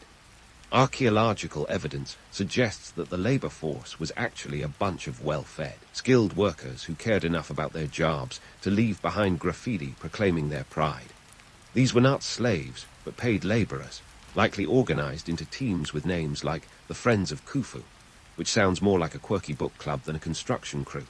And when it comes to paychecks, think bread, beer, and dates rather than cold, hard cash. Not a bad gig when the alternative was farming in the unforgiving Nile floodplain. Of course, building a pyramid was no walk in the park. These architectural wonders required an immense amount of resources. Take the Great Pyramid of Giza, for example. Constructed around 500 BCE, It consists of approximately 3 million blocks, each weighing between 5 and 15 tons. That's a lot of heavy lifting. It's estimated that a workforce of about 20,000 to 30,000 men, working over a span of 20 years, brought this behemoth to life. And let's not forget the logistics. These workers needed to be fed, housed, and kept reasonably happy. You don't get precision stone cutting with grumpy stonemasons, after all. Economically, pyramid building was the ancient equivalent of a government stimulus package. It required a complex supply chain, quarrying stone from Aswan, transporting it via the Nile, and finally hauling it to Giza. This created jobs not just for the builders, but for a whole host of supporting roles, from food suppliers to logistics coordinators, who probably had their own version of ancient spreadsheets. So while these tombs were undeniably symbols of pharaonic power, they also played a crucial role in maintaining the economic stability of the kingdom. Think of it as the world's most elaborate public works project, with a side of divine right. Now, let's sashay over to another quirky aspect of Egyptian culture, their obsession with cats. If you think your Instagram feed has too many cat pictures, you should have seen ancient Egypt. Cats were the feline overlords of the Nile, worshipped not just as pets, but as sacred animals associated with the goddess Bastet. The Egyptians believed that cats had protective qualities, which is why they were often depicted in art and even mummified alongside their owners. In fact, harming a cat, even accidentally, could earn you a one-way ticket to the afterlife, quite literally. This reverence for cats wasn't just about superstition, it had practical benefits too. Cats helped protect granaries from rodents, thus securing food supplies. So while they might have been pampered more than your average household pet, they earned their keep in spades. Speaking of the afterlife, let's dive into the Egyptian Book of the Dead, arguably the world's first self-help guide. This tome wasn't a book in the conventional sense, but a collection of spells, charms, and instructions meant to help the deceased navigate the treacherous underworld. Forget how to win friends and influence people. This was more like how to not get your soul devoured by a crocodile-headed monster. The Egyptians believed that the afterlife was a journey fraught with obstacles, and the Book of the Dead was your trusty map. It included everything from how to pass the judgment of Osiris to how to avoid getting lost in the field of reeds. One of the more peculiar rituals involved in the afterlife was the weighing of the heart ceremony. Picture this. Your heart is placed on a scale opposite the feather of Mad, the goddess of truth and justice. If your heart is lighter than the feather, congrats, you're off to eternal paradise. But if it tips the scales, well, let's just say you'll be meeting Amit, the devourer of souls. This ritual underscores the Egyptians' belief in moral integrity and the idea that one's actions in life determined their fate after death. It's like the ultimate performance review, except the stakes are a tad higher than a year-end bonus. So there you have it, ancient Egypt, a civilization that combined divine ambition, economic savvy, and a flair for the dramatic like no other. From the massive pyramids that still dominate the skyline to the sacred cats that prowled the land and the intricate rituals of the afterlife, the Egyptians left an indelible mark on history. Their world was one where religion, economy, and daily life were inextricably linked, creating a society as complex as the hieroglyphs that chronicled its story. And as we continue our journey through the sands of time, we'll uncover even more layers to this fascinating civilization, one that, despite its ancient origins, still captivates our modern imagination. Just as the Egyptian sands have had their say, we're off to a land where the only thing more enduring than its mythology is its impact on Western civilization, ancient Greece.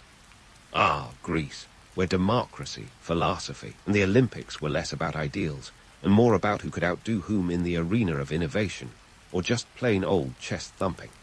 Our first stop, the city-states of Athens and Sparta, the ancient world's answer to the modern-day rivalry between Silicon Valley and Wall Street. Athens, the darling of democracy, wasn't always the beacon of freedom we imagine. In the 5th century BCE, this city-state was all about direct democracy. But let's not kid ourselves. Not everyone had a seat at the table. Women, slaves, and non-citizens were as likely to vote as they were to launch a spacecraft. The eligible voters were land-owning men, about 10% of the population, which is a bit like calling a company-wide meeting and only inviting the board of directors. Yet, despite this exclusivity, Athens managed to lay down principles that would echo through time, inspiring the likes of Jefferson and Lincoln. And to the philosophers, the original thought leaders, who were less about hashtags and more about hefty scrolls. Socrates, Plato, and Aristotle were the OG influencers, their ideas shaping centuries of thought. Socrates, with his penchant for questioning everything, might have been the original skeptic with a side of troll. Picture him in a toga, asking questions that would make even a seasoned therapist squirm. His method of relentless inquiry was known as the Socratic method, a technique that's as infuriating as a toddler's endless why questions. But hey, it worked. Socrates never wrote anything down, leaving it to his star pupil, Plato, to play stenographer. Plato, in turn, was less about questioning and more about idealism. His vision of a perfect society was outlined in the Republic, where philosopher kings ruled wisely, a bit like suggesting that the best CEOs are those who double as philosophers. Meanwhile, Aristotle was the pragmatist, cataloguing everything from politics to biology, a man who would have excelled in TED talks or as a Wikipedia contributor. His empirical approach laid the groundwork for scientific inquiry, making him the ancient equivalent of a data scientist, sans the laptop. While Athens was busy philosophizing, Sparta was flexing its muscles. Literally, if Athens was the brain, Sparta was the brawn. Known for its military prowess, Sparta's society was built on the belief that every citizen should be a soldier. This focus on warfare wasn't just a lifestyle choice. It was an obsession that bordered on overcompensation. From a young age, Spartan boys were trained to be warriors, entering the Agoge, a state-sponsored military training program, at age 7. Think boot camp, but with more spears and less R&R. The Spartans' dedication to military discipline was legendary, but it came at a cost. Their society was rigid, with little room for personal freedom. The famed Spartan simplicity wasn't just about austerity, it was a necessity. The Helots, an enslaved population, did the agricultural heavy lifting, allowing Spartans to focus on perfecting the art of war. This reliance on subjugation meant that Sparta was always on edge, constantly quelling revolts and keeping the Helots in check. The irony, for all their military might, Spartans were notoriously averse to prolonged warfare, fearing it would disrupt their tightly controlled society. The differences between Athens and Sparta were stark, but their rivalry was legendary. The Peloponnesian War, which raged from 431 to 404 BCE, was like the Super Bowl of ancient conflicts. Athens, with its powerful navy, faced off against Sparta's unmatched infantry. The war was a brutal affair, with shifting alliances and devastating plagues, including the infamous plague that struck Athens in 430 BCE, claiming the life of its statesman Pericles. This was a conflict not just of arms, but of ideologies, with democracy clashing against oligarchy. In the end, it was Sparta that emerged victorious, but the cost was high. Both city-states were left weakened, paving the way for the rise of Macedon and its ambitious ruler, Alexander the Great. But before we get ahead of ourselves with tales of conquest, let's take a moment to appreciate the cultural legacy of the Greeks. The Olympic Games, first held in 776 BCE, were as much about politics as they were about sportsmanship. Every 4 years, city-states set aside their rivalries to compete in events like wrestling, chariot racing, and the pentathlon. The games were a chance to showcase prowess and forge alliances, a diplomatic dance performed in the shadow of Mount Olympus. The prize, a simple olive wreath and eternal glory, which might seem modest compared to today's gold medals and sponsorship deals, but in a world where honor was everything, it was the ultimate accolade. And let's not forget Greek theater, where tragedy and comedy were the Netflix of the ancient world. Playwrights like Sophocles and Aristophanes used the stage to explore complex themes and satirize political figures, a tradition that would resonate through the ages. Greek drama was more than entertainment. It was a reflection on human nature, a mirror held up to society's flaws and virtues. Theaters like the one at Epidaurus, with its remarkable acoustics, were packed with audiences eager for their dose of catharsis. So, what can we learn from this era of contrast, where intellectual brilliance and martial might coexisted? Ancient Greece was a world of ideas and ideals, where the seeds of modern governance, philosophy, and culture were sown. Yet, it was also a place of stark inequalities and relentless competition. The Greeks may have been dreamers, but they were also realists, navigating a world as complex and contradictory as our own. As we wrap up this Greek odyssey, it's clear that while the past is a foreign country, its echoes are unmistakably familiar.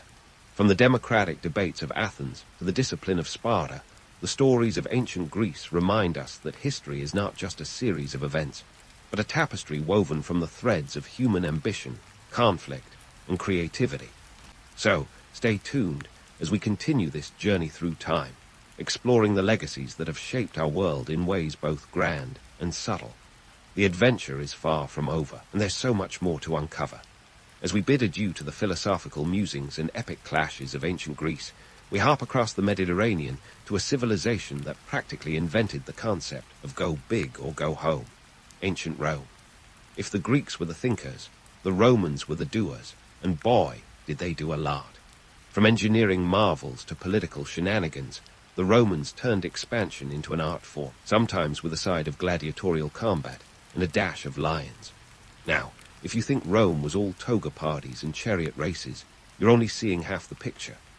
The Roman Empire, at its peak around 117 AD, stretched from England to Egypt, covering a whopping 5 million square kilometers. That's like annexing half of modern-day Europe, and then some, without the hassle of budget airlines or social media outrage. But such vastness came with a price tag. Maintaining this sprawling empire required an economic machine as complex as a Roman aqueduct. Speaking of aqueducts, let's start with the Romans' flair for engineering. These water-carrying marvels were the ancient world's answer to modern plumbing, capable of transporting water over long distances, up to 50 miles in some cases. The Aqua Apia, constructed in 312 BCE, was Rome's first and ran 16 kilometers into the city, a feat that must have seemed like wizardry to anyone who'd ever lugged a bucket of water. And if you think the Romans stopped there, think again.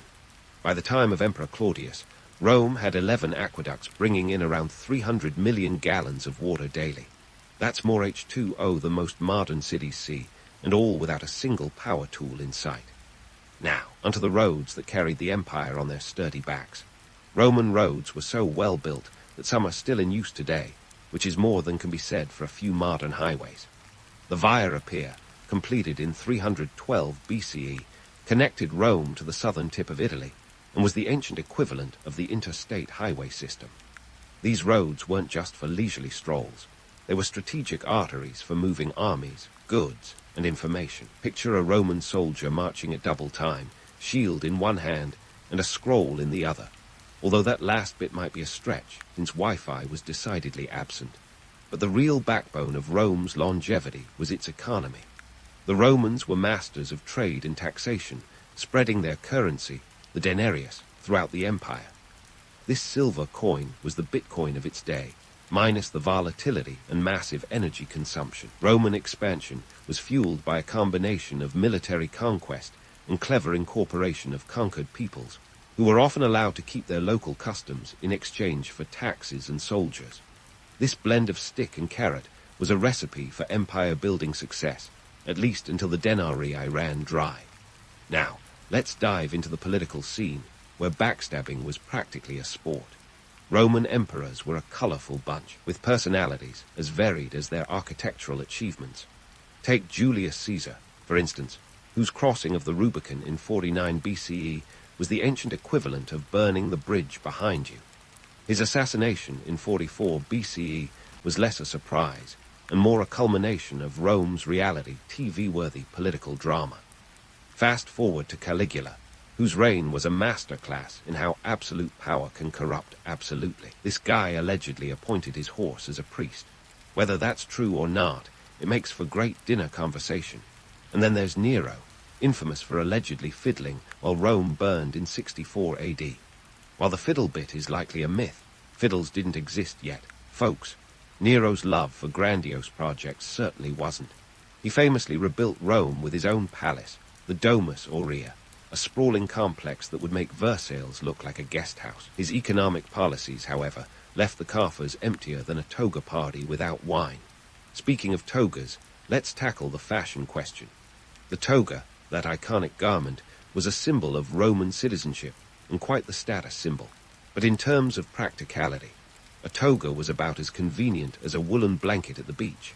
Imagine trying to get anything done while wrapped in yards of fabric. Yet, it was the uniform of the ruling class, a sartorial statement that said, "I have nothing better to do than wear this awkward garment."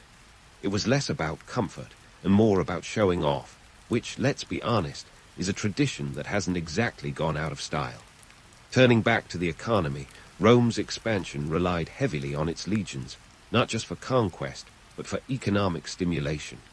Veterans were often rewarded with land, turning soldiers into settlers and creating loyal Roman outposts across the empire. It was a clever system that ensured both military prowess and economic stability. But let's not romanticize this too much. The economy was also heavily reliant on slavery. By some estimates, slaves made up as much as a third of Rome's population.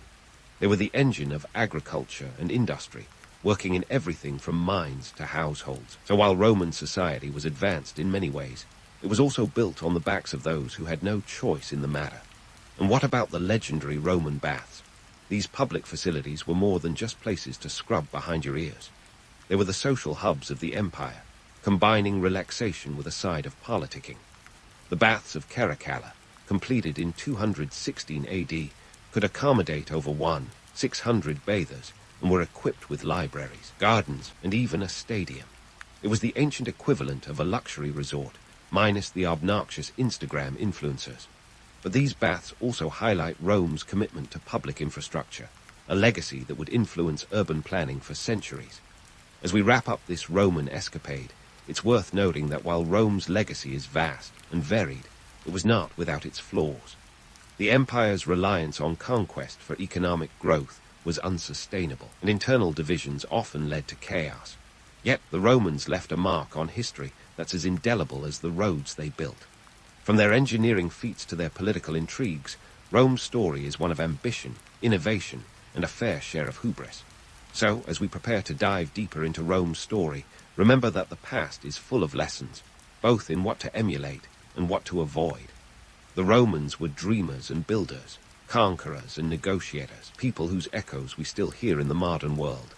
Stay tuned, because the next chapter promises even more twists, turns, and tantalizing tales from the heart of the empire that knew how to party like no other.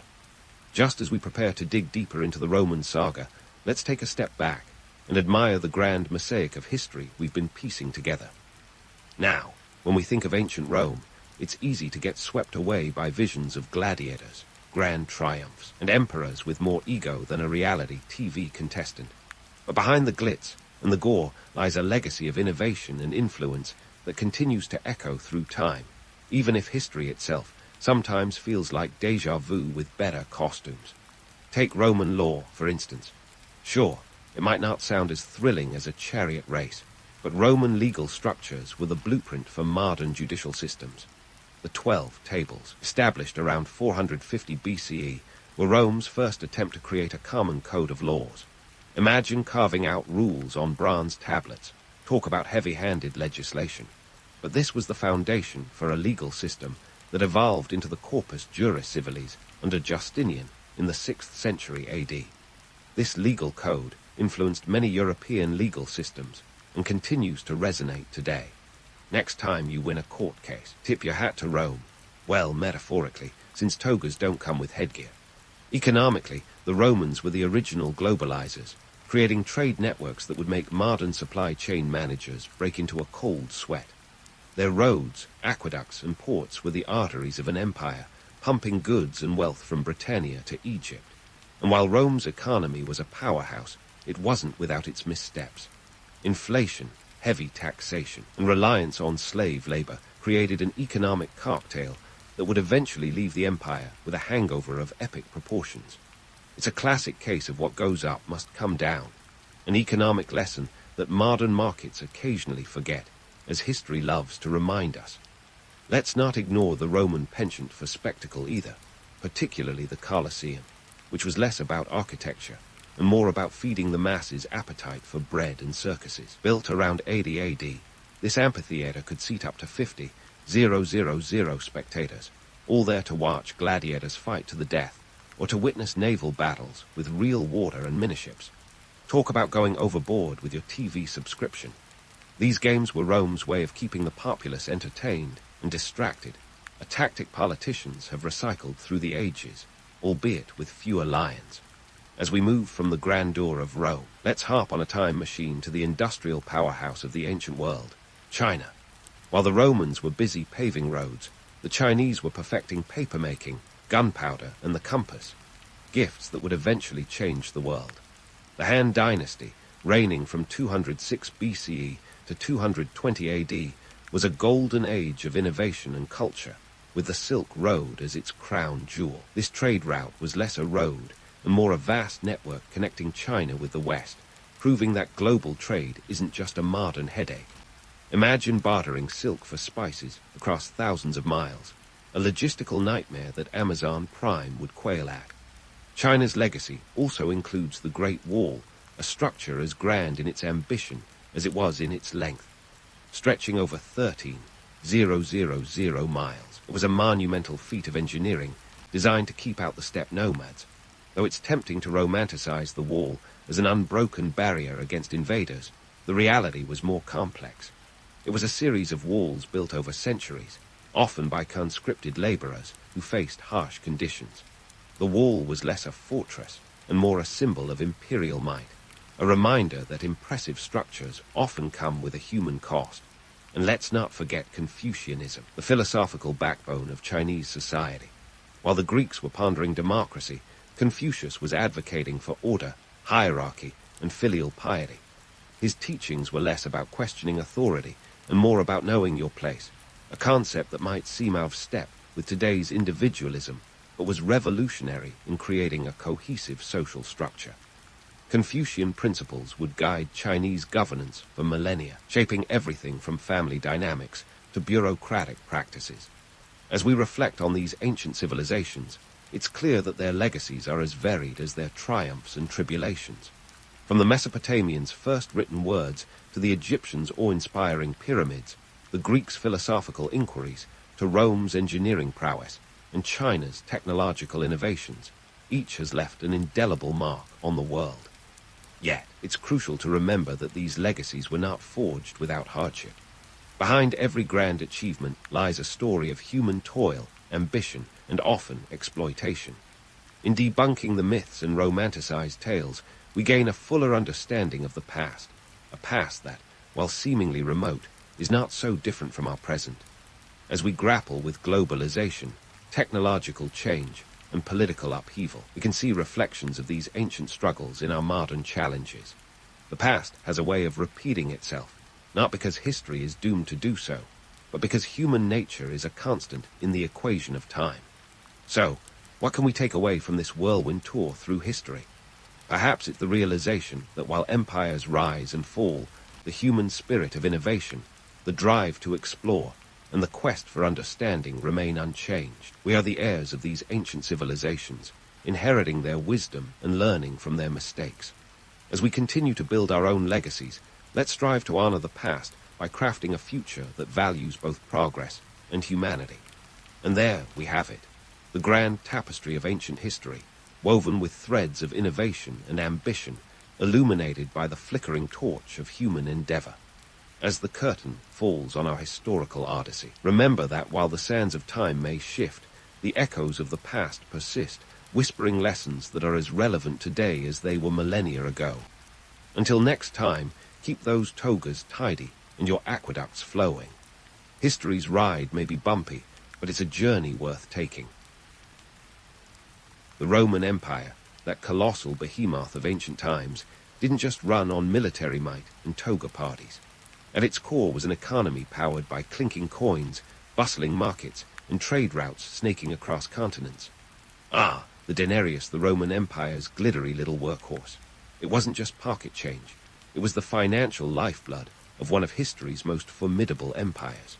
With one denarius, a soldier could earn a day's wage, which by today's standards would roughly equate to a fast food worker's daily pay. Talk about timeless professions, right? But let's not get too starry-eyed about those Roman coins. They weren't exactly minted from dreams and fairy dust. A denarius started off as a silver coin, and as the empire expanded, those bright-eyed emperors got creative with their metallurgy. By the 3rd century, that shiny silver denarius was more like a ghost of its former self, with more carper than a penny for your thoughts. Inflation isn't just a modern headache, apparently. Now, you might think of Roman markets as picturesque scenes from a period drama, bustling stalls, vibrant goods, and merchants haggling with grace. Not so fast. The reality was a bit more fragrant. Imagine market stalls crammed into narrow streets, with vendors shouting over each other while trying to offload questionable fish. Fresh as the Tiber, they might have claimed, but considering the Tiber was more sewer than river at times, one might have questioned their definition of fresh. Trade routes, the empire's economic arteries, were the very veins that kept the Roman heart beating. From the spices of the East to the grains of Egypt, these routes were a logistical marvel or a nightmare, depending on who you asked. The Silk Road, that legendary path of commerce, wasn't exactly a Roman invention, but the Romans knew a good thing when they saw it. They snatched silk like teenagers at a Black Friday sale, despite laws trying to curb such decadent imports. Who could resist the allure of shimmering threads? It was the ancient equivalent of a shopping spree at a luxury boutique.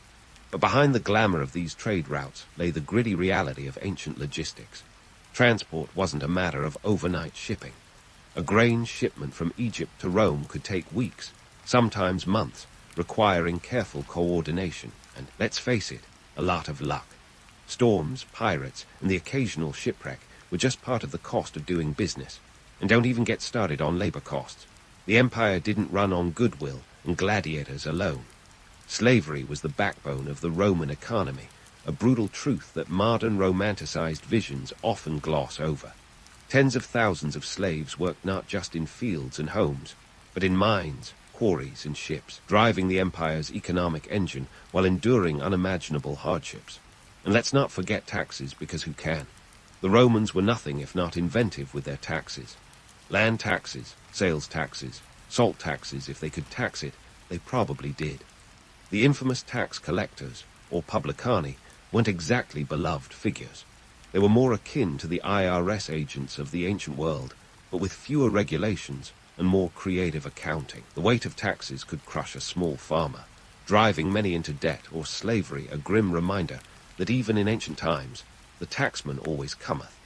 So the next time you see a pristine Roman coin in a museum or hear about the grandeur of ancient markets, remember, beneath the sheen of the empire's economic machine were the gears grinding away in the form of labor, trade, and yes, a fair bit of economic trickery. The Romans may have laid the foundations for modern economies, but they also showed us how complex, and at times, ruthless those systems could be.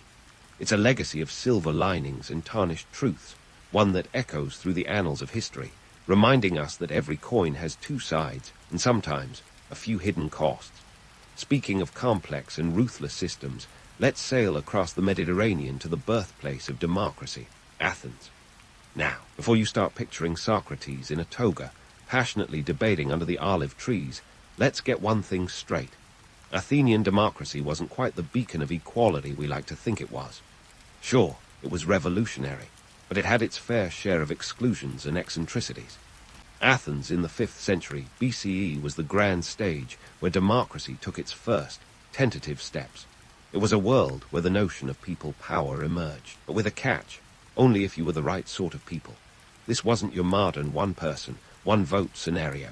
In fact, it was more like one free male citizen, one vote, which conveniently left out about 85% of the population. Women, slaves, and foreigners, known as medics, were as likely to vote as a fish was to climb a tree. The heart of Athenian democracy was the ecclesia, the assembly where citizens gathered to vote on matters of state. Picture it as a massive town hall meeting, except with more sandals and fewer PowerPoint presentations.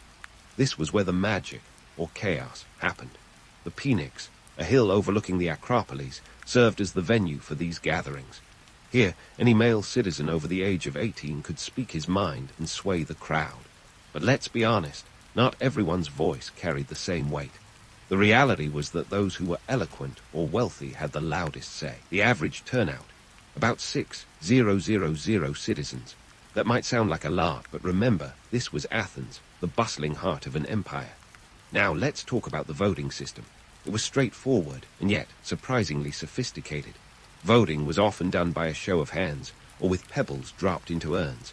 Imagine voting on war, law, or ostracizing a political rival, all with a flick of the wrist. Ostracism, by the way, was a fascinating feature.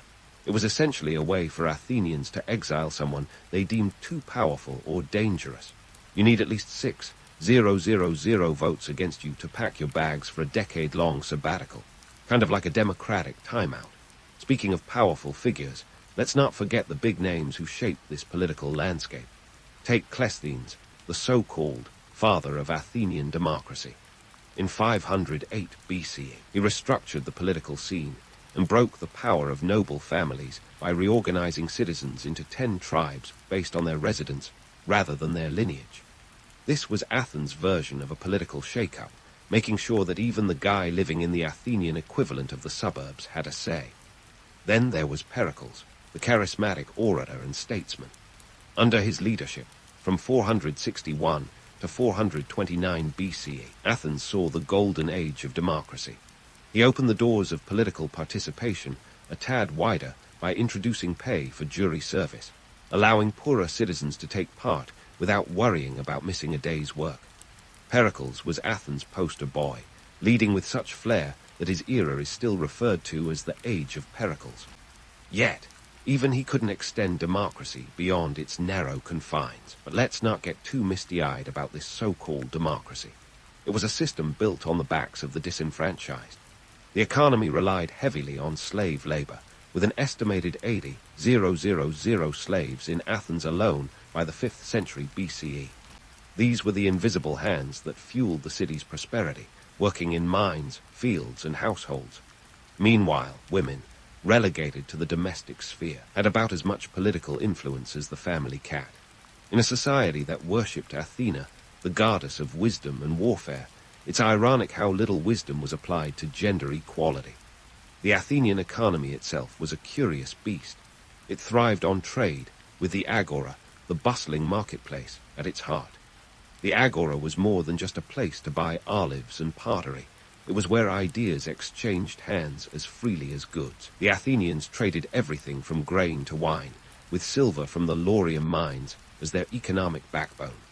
This silver funded not only their army and navy, but also those magnificent temples on the Acropolis. Imagine the Parthenon, a symbol of Athenian democracy and grandeur, paid for by the sweat of countless miners and the silver that gleamed in their coffers. And let's not forget the taxes. The Athenians were no strangers to the concept, levying taxes on imports and exports to fill the city's treasury. But unlike the Romans' heavy-handed approach, Athens taxed with a bit more finesse. The wealthy were often expected to fund public projects as a civic duty, a practice known as liturgy. Imagine being wealthy enough that funding a warship or a festival was your version of paying dues. Talk about keeping up with the Joneses. So, next time you hear about the glory of Athenian democracy, remember that it was a system full of contradictions, an exclusive club masked as a public forum. It was a democracy that dared to dream but often stumbled over its own limitations. The dust of the Phoenix may have long settled, but its echoes still challenge us to ponder. Who gets a voice and who gets to decide? In Athens, democracy was born, but like any newborn, it was messy, imperfect, and wholly dependent on those who nurtured it. Yet, in its flaws and its triumphs, it set a course that would in time steer the world. And speaking of steering the world, let's pivot to another corner of antiquity where steering wasn't just a metaphor, it was a monumental undertaking. Enter Egypt, where the obsession with the afterlife took center stage, starring the pyramids and mummification. Forget your run-of-the-mill architectural ambitions. These structures were the ancient Egyptians' way of saying, we're playing the long game. Now, let's get one thing straight. The pyramids weren't just oversized tombstones. They were a statement, a cosmic email to the universe announcing, we're here, and we're not going quietly into the night. But before you start romanticizing these pharaohs as god-kings building architectural wonders by divine decree, remember, they weren't lifting a finger. It was the workers, the unsung heroes of the sand and stone, who toiled under the sun's relentless gaze. The Great Pyramid of Giza, the piece de resistance of pyramid construction, is a testament to human ingenuity, and let's face it, a bit of madness. originally standing at 146. 6 meters, that's about 481 feet for those keeping track. It was the tallest man-made structure for over 800 years. Imagine the Eiffel Tower without the gift shop at the top. Constructed around 2560 BCE for Pharaoh Khufu, it was designed to be his eternal resting place. Talk about a retirement plan. The labor force behind these behemoths were not slaves, as popular myth would have you believe. Instead, they were a mix of skilled laborers and conscripted peasants, working in rotations. The workforce was massive, with estimates suggesting around 20,000 to 30,000 workers involved at any given time. They weren't just paid in gratitude and sunburns. They received sustenance in the form of bread, beer, and onions. Yes, onions. Apparently nothing says, "Thanks for building a world wonder," like a good onion. But let's pause and ask the burning question, why go to such lengths? The Egyptians' obsession with the afterlife was more than mere superstition. It was an all-consuming belief that the soul's journey continued after death, requiring a well-prepared vessel. Hence, the mummification process. This wasn't a simple wrap-and-go procedure. It involved removing organs, drying the body with natron, a naturally occurring salt, and wrapping it meticulously. The entire process took about 70 days. In today's terms, that's like binge-watching an entire series with no bathroom breaks. Economically, pyramid construction was Egypt's version of a stimulus package. It wasn't just about stacking stones. It was an economic engine. The demand for materials like limestone, granite, and copper tools fueled mining and trade. And don't forget the logistics. Transporting those multi-ton blocks down the Nile required a fleet of boats and the coordination akin to a military operation. It was as much about demonstrating power as it was about economic vitality. Pharaohs knew that a well-fed, employed populace was a less rebellious one. But before we get too misty-eyed about the grandeur of these god kings, let's not forget the workers' strikes. Yes, even in ancient Egypt, labor disputes were a thing. One of the earliest recorded strikes took place during the reign of Pharaoh Ramses Roman III, around 1159 BCE. Workers at Deir el-Medina, who were crafting the royal tombs, downed tools because they hadn't been paid their rations. Picture a group of ancient artisans, arms crossed, saying, "No onions, no tombs." This wasn't just a blip. It was a reflection of economic strains and the very human need to be compensated for hard work. Ramses' Roman III reign was a time of economic difficulty, exacerbated by the Sea People's invasions and internal strife. The state's coffers were stretched thin, and even the mighty pharaoh had to face the music, or rather, the silence of pickaxes not swinging. It's a stark reminder that even the divine rulers of Egypt couldn't escape the realities of economics and human resources. The romanticized view of pharaohs as untouchable deities often overlooks these gritty truths. They were as much political animals as they were religious figures, juggling the demands of divine representation with the harsh realities of governance. The economy was their lifeline, and keeping it balanced was as crucial as maintaining the cosmic order. So the next time you marvel at the pyramid's serene silhouettes against the desert sky, remember the stories hidden in their stones. They tell of ambition and faith, yes, but also of sweat and toil, strikes and salaries. They are a legacy built on human complexity, an eternal reminder that every empire, no matter how divine it claims to be, is built on the backs of its people. The pyramids aren't just monuments to the dead. They are monuments to the living, the workers, the dreamers, and the strikers who dared to demand their due. As we continue to unearth the layers of ancient history, it becomes clear that beneath the grandeur lies a tapestry woven with the threads of human endeavor and endurance. The pyramids stand as a testament not just to the pharaoh's vision, but to the workers' tenacity, a collaborative masterpiece carved from stone and spirit. Egypt's obsession with the afterlife may have driven them to great lengths, but it was the life lived in between that truly shaped their legacy. As we peel back the layers of human history, let's pivot from the sands of Egypt to the fertile plains and rugged mountains of ancient China, a place where the art of war was both a literal and intellectual pursuit. Welcome to the Warring States period, a time when China wasn't one cohesive empire, but a patchwork of 7 states, each with its own ambitions and armies ready to make their mark on history. Forget Game of Thrones. This was realpolitik with a side of philosophy. Enter Sun Tzu, the ancient military strategist whose name has become synonymous with cunning and tactical genius. His magnum opus, The Art of War, is less a dusty old scroll and more a timeless manifesto for the power-hungry. But before you start picturing Sun Tzu as a lone warrior poet, let's set the record straight. He was a man of his times, and those times were all about survival of the fittest or the shrewdest. The Warring States period, from roughly 475 to 221 BCE, was a crucible of conflict where states like Qin, Chu, and Zhao vied for supremacy. It was a time when diplomacy was as much a weapon as the sword, and Sun Tzu's strategies reflected this brutal reality. His ideas weren't just academic exercises. They were battle-tested tactics designed to outsmart opponents, preserve resources, and ultimately win. Sun Tzu's text is packed with lines that could double as motivational posters for the Machiavellian at heart. Take, for instance, his famous declaration that all warfare is based on deception. In an era where armies could number in the hundreds of thousands, misleading your enemy wasn't just clever, it was essential. This wasn't just about sneaky maneuvers on the battlefield. It was about psychological warfare, using spies and misinformation to sow confusion. Imagine sending your adversary on a wild goose chase while your real army flanks them from the east. It's like ancient warfare's version of pulling the rug out from under someone's feet. But what really set Sun Tzu apart was his emphasis on strategy over brute force. His approach was less charge in headlong and more let's think this through. He advocated for understanding the terrain, knowing your enemy, and the importance of adaptability. These weren't just abstract concepts. They were practical guidelines that could mean the difference between life and death for thousands.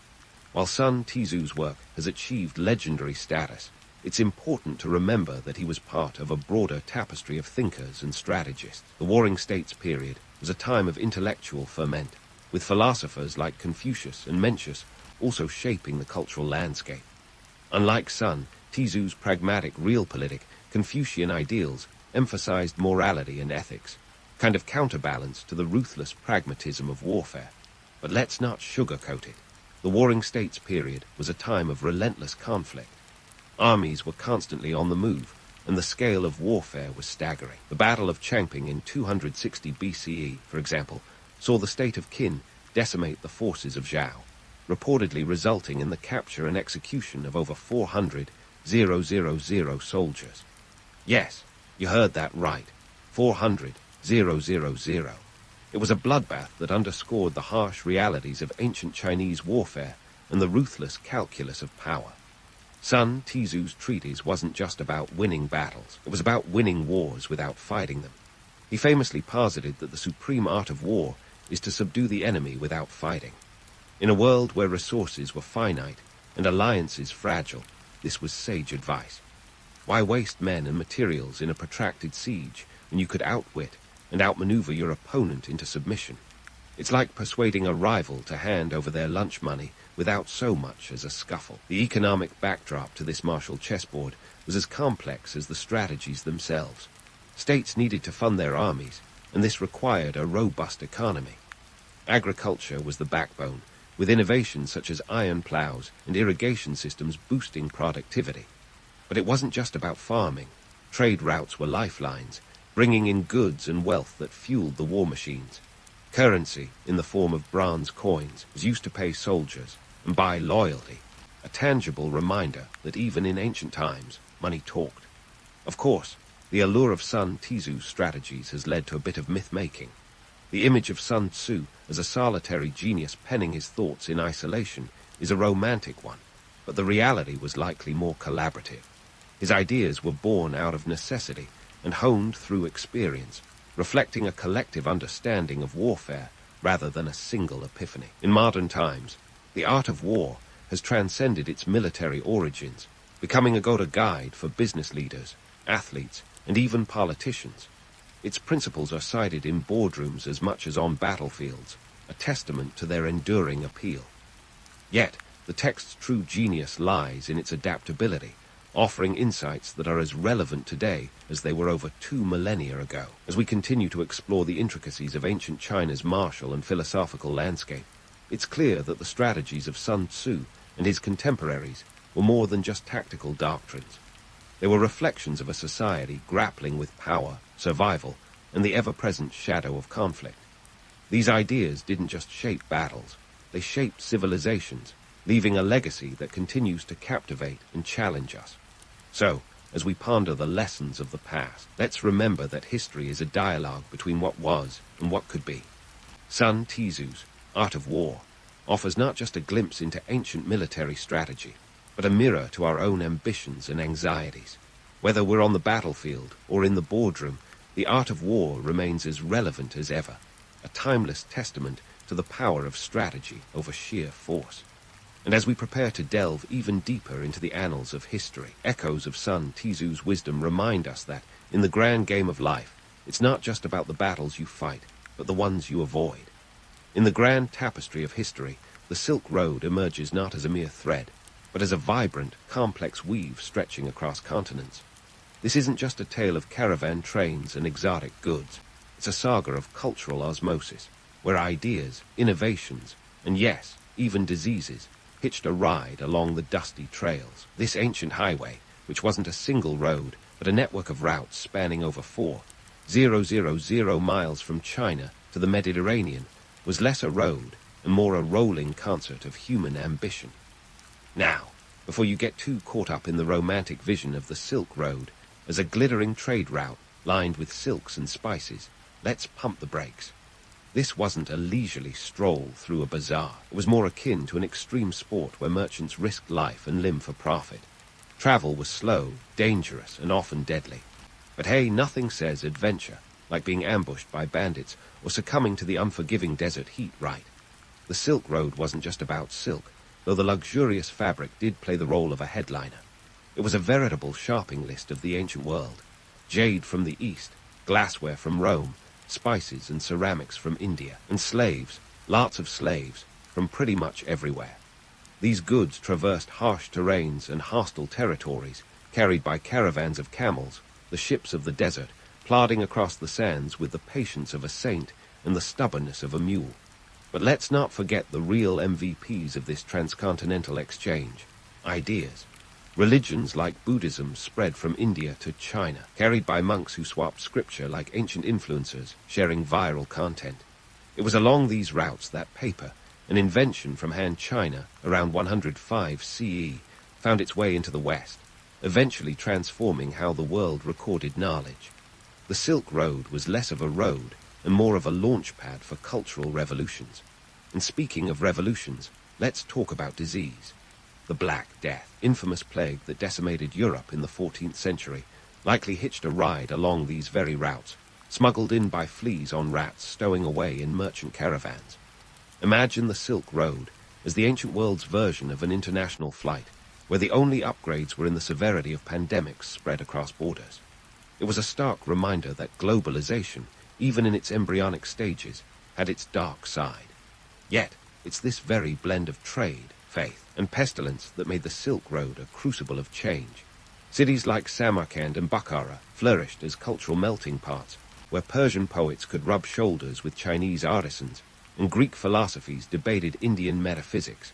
These cities were the ancient world's equivalent of cosmopolitan hubs, bustling with merchants, scholars, and the occasional con artist.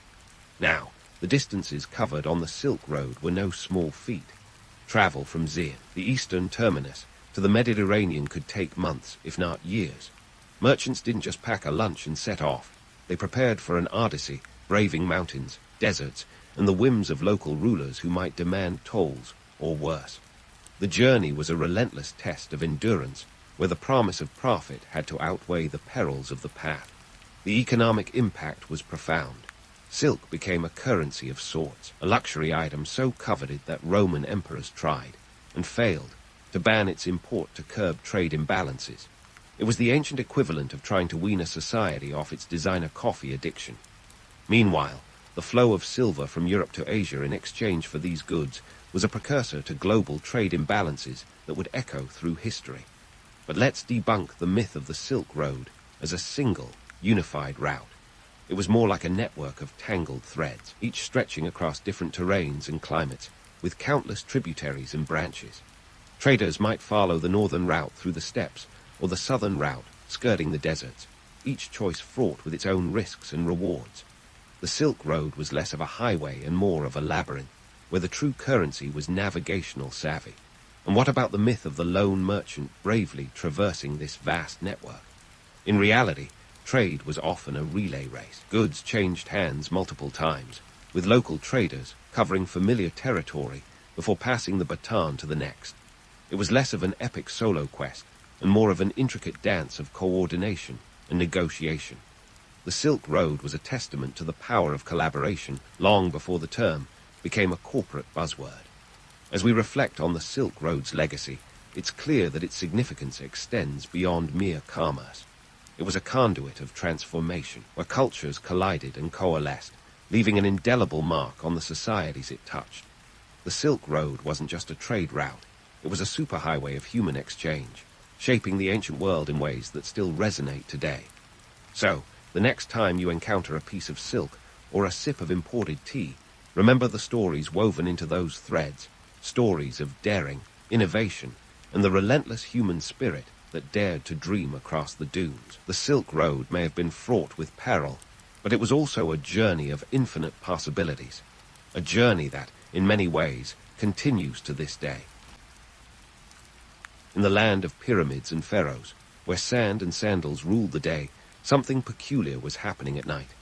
The ancient Egyptians, those masters of monumental architecture and eyeliner, had a curious affair with their nighttime accoutrements, especially when it came to pillows. Now, you might be picturing a plush oasis of feathers nestled beneath a pharaoh's regal head, but hold that thought. This is ancient Egypt we're talking about, where comfort was apparently an afterthought. Instead, they opted for headrests made of stone or wood.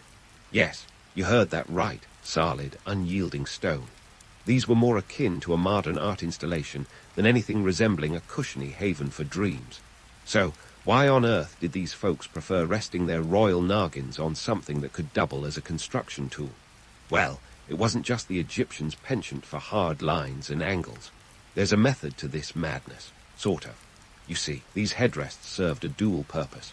Not only did they keep the head elevated and safe from critters crawling in the night, but they also had a spiritual significance.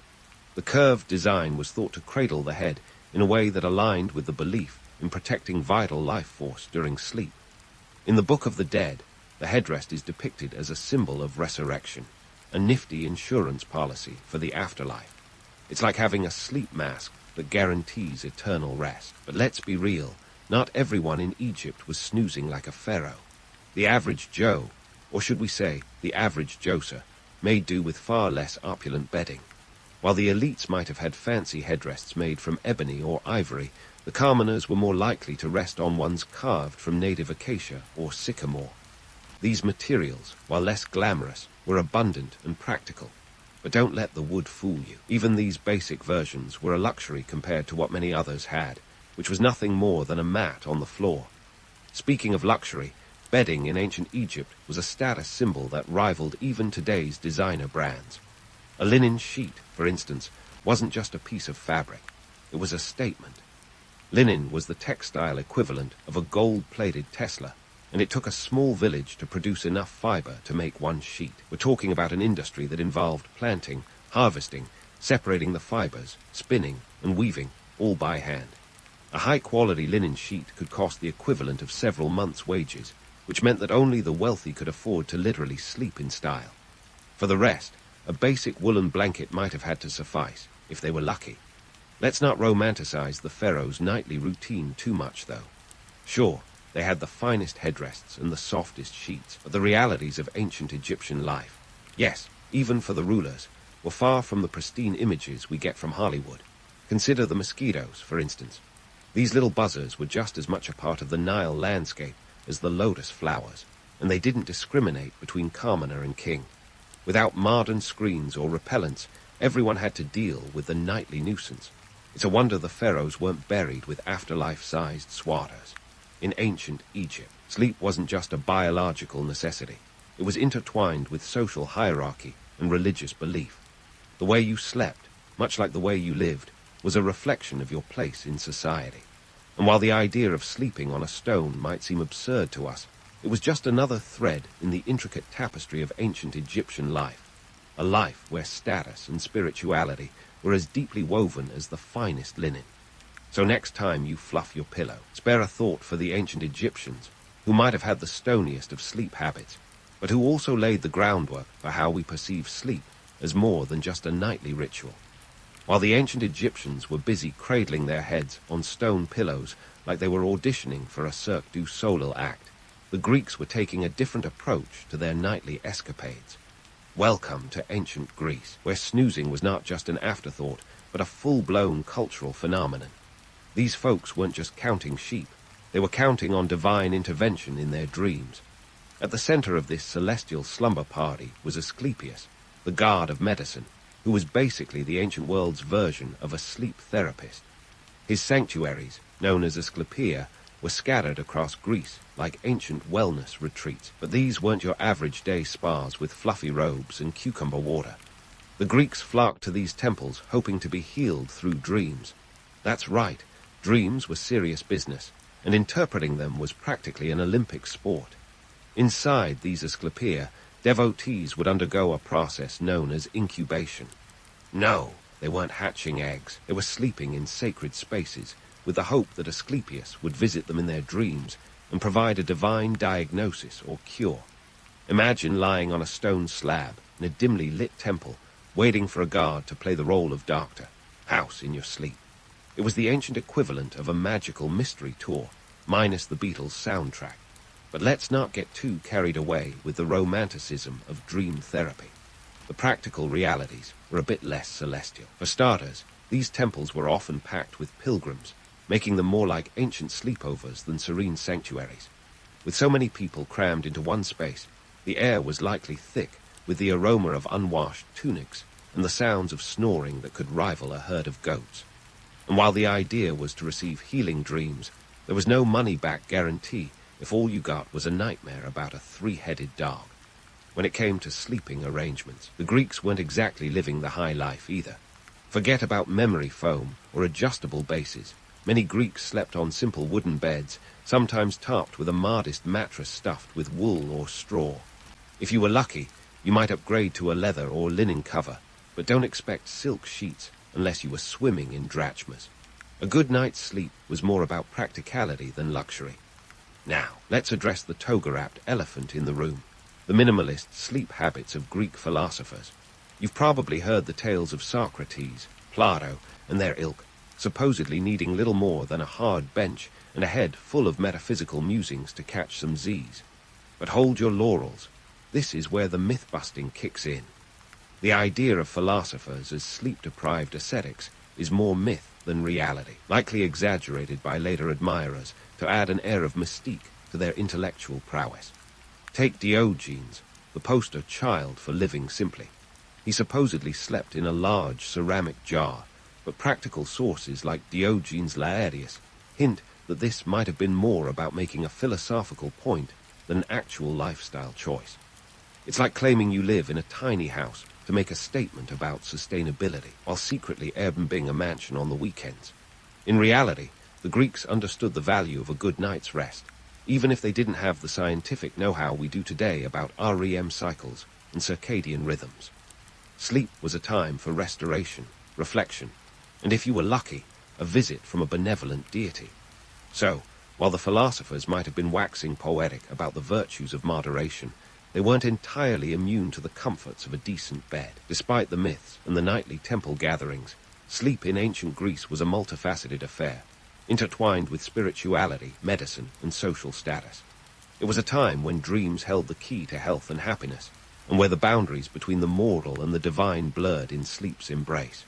So, next time you tuck yourself in, consider the Greeks' nightly rituals, not quite the stuff of dreams, but definitely a fascinating peek into the past.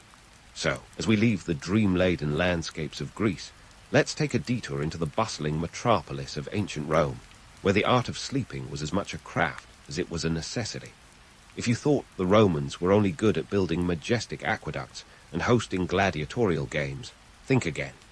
They were also masters of the bedroom, in every sense of the word. But before you start imagining satin sheets and mood lighting, let's set the record straight. Roman sleep was a tale of two cities, luxury for the few and necessity for the masses. In the grand villas of the well-heeled patricians, sleep was practically a spectator sport. These aristocrats could afford to indulge in the finest sleeping arrangements money could buy.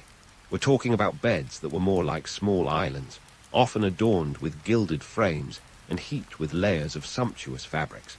Silk, imported at great expense from the far reaches of the empire, was a favorite among the elite. To put it in perspective, a pound of silk was worth its weight in gold, literally. That's like wrapping yourself in a luxury car each night. These lavish beds were more than just places to catch some Zzzs. They were status symbols, as crucial to a Roman's image as a chariot or a well-trained gladiator. The higher the status, the grander the bed, and the more likely you were to host important discussions or even political meetings right from under the covers. Imagine sealing a Senate deal without even getting out of bed. Now that's power. But not everyone in Rome was sleeping like an emperor. For the plebeians or common folk, the story was starkly different. Cramped conditions were the norm, and sleep was often a communal affair in the insulae, those multi-story apartment blocks that made New York tenements look like palaces. These buildings were notorious for their flammability and lack of sanitation. A room in an insula might house an entire family, with sleeping arrangements that involved a lot more shuffling than snuggling. Privacy, forget it. If you were lucky, you might have a straw-stuffed mattress shared with your siblings. If not, the floor was always an option. For many Romans, the struggle to get a good night's sleep wasn't just about comfort, it was about survival. The economic engine of Rome churned day and night, with slaves and laborers toiling around the clock. Many of these workers caught what sleep they could in between shifts, sometimes in the very workshops or fields where they labored. The ancient equivalent of the all-nighter wasn't spent cramming for finals, but rather keeping the wheels of commerce turning. Speaking of commerce, let's talk numbers. During the height of the empire, Rome's economy was a well-oiled machine, and sleep was a cog in that machinery. The Roman Empire's GDP has been estimated to be around $20 billion in today's dollars, with a complex web of trade routes stretching from Britain to Egypt. This economic might meant that luxury goods, like those silken sheets, were within reach of the wealthy. But for the average Roman, the cost of living was a daily grind. A loaf of bread might set a laborer back half a denarius, a significant chunk of their daily wage, leaving little room for the luxury of a good night's sleep. Now, let's bust a myth or two. There's a romantic notion that all Romans enjoyed lavish feasts and then reclined languidly on their couches for a post-prandial nap. The truth, while the elites might have indulged in such leisurely activities, the average Roman was more likely to be hustling between jobs, with little time for leisurely repose. The siesta, beloved in modern Mediterranean culture, was not the norm for most Romans, who had to make the most of every daylight hour to earn their keep. Despite the disparity in conditions, sleep was valued across the social spectrum, albeit for different reasons. For the upper echelons, it was about luxury and leisure. For the lower classes, it was about recharging for another grueling day. The Romans understood that sleep was essential for health and productivity, even if they didn't have the scientific understanding we do today. They knew that a rested body was a more effective one, whether you were a senator plotting political maneuvers or a soldier marching to the far reaches of the empire. In Rome, as in most societies, the way you slept was a reflection of your social standing. The rich and powerful could afford to dream big, while the rest had to make do with smaller dreams, often interrupted by the realities of life in a bustling empire. So, next time you find yourself grumbling about your mattress, remember the plebeians of Rome, who would have gladly traded places for a chance at a half-decent night's sleep. But let's not conclude just yet. As we drift away from the Roman Empire, there's more to explore about how sleep has shaped civilizations. We've only just begun to unravel the threads of this ancient tapestry, where the past is never quite as restful as it seems. Stay tuned, because the sands of time are restless, and there's plenty more to discover in the land of Nod. As we drift away from the Roman Empire, we're about to take a cultural leap eastward, where ancient China and India were spinning their own tales of nocturnal nuances. Forget the silk sheets and political pillow talk of Rome. It's time to dive into the philosophical waters of Confucian and Buddhist sleep traditions. Spoiler alert, This is where harmony and practicality crash head-on with the hard reality of human exhaustion. First stop, ancient China. Here, sleep wasn't just about catching 40 winks. It was a quest for balance and harmony, a yin and yang of nighttime repose. Confucius, the granddaddy of ethical wisdom, wasn't exactly penning bedtime stories, but his teachings emphasized the importance of moderation in all aspects of life. Sleep was no exception. In the Confucian worldview, excessive sleep was frowned upon, seen as a potential disruptor to one's duties and responsibilities. But don't go thinking everyone was burning the midnight oil. There was still a pragmatic recognition that sleep was essential for maintaining the mandate of heaven, a cosmic order that even emperors couldn't ignore.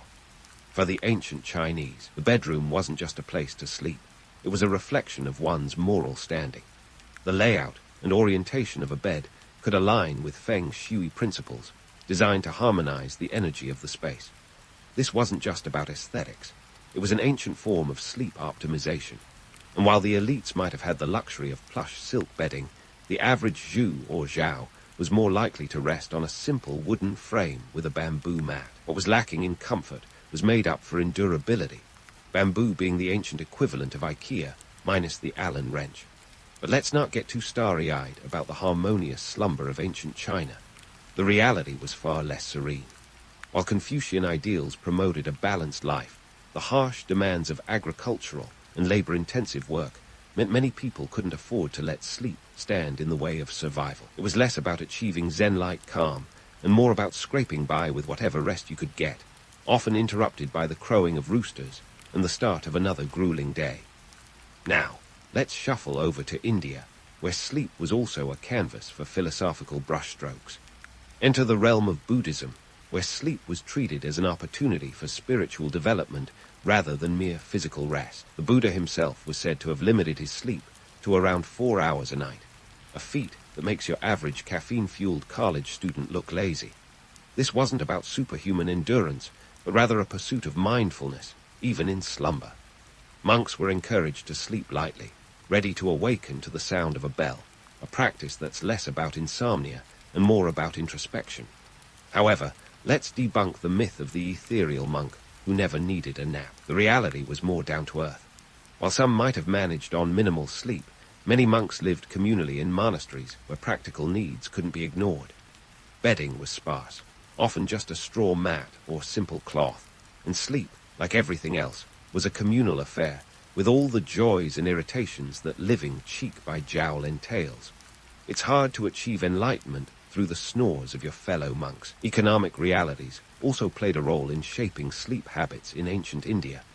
The caste system dictated not just where you stood in society, but often where you laid your head at night. The upper castes, with access to more resources, might have enjoyed slightly better sleeping arrangements, while the lower castes made do with the bare minimum. And let's not forget the untouchables, whose existence was marked by hardship and exclusion, including in matters of rest. In a society where social hierarchy was as rigid as a bamboo mattress, sleep was yet another reminder of one's place in the world. Now, before we wrap up our Eastern sojourn, let's tackle some legendary tall tales. We've all heard the stories of sages and emperors who supposedly survived on a whisper of sleep, claiming enlightenment or divine favor as their secret. But let's be real. These anecdotes, while inspiring, often served more to enhance reputations than to reflect genuine practices. They were ancient versions of the modern hustle culture, romanticizing the idea of sleepless dedication, an ideal that glossed over the very real need for rest. In both China and India, sleep was a tapestry woven with threads of philosophy, practicality, and social structure.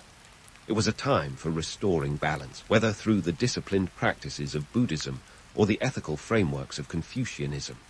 Yet, for most people, sleep was also a necessary surrender to the demands of daily life, caught between the ideals of harmony and the harsh realities of survival.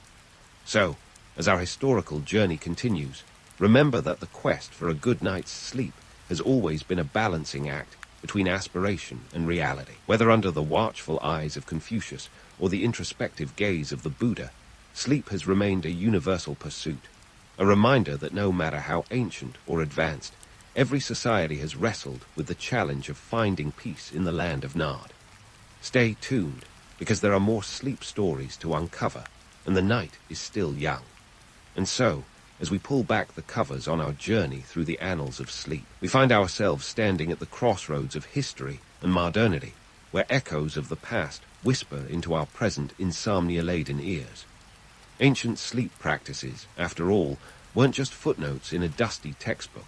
They were the bedrock upon which we've built our own nightly rituals, the universal quest for the holy grail of sleep, be it in the form of a luxurious Roman bed or a humble Chinese bamboo mat, remains as relevant today as it was thousands of years ago. Fast forward to the 21st century, where technology has turned the simple act of sleeping into a high-tech affair. We've swapped stone pillows for memory foam, and our ancestors' rudimentary mattresses have evolved into adjustable bases with more settings than a spaceship. But despite our technological prowess, a good night's sleep often feels as elusive as ever. Cue the irony. We've got sleep trackers monitoring our every toss and turn, yet insomnia rates are soaring like an ancient Greek mythological hero.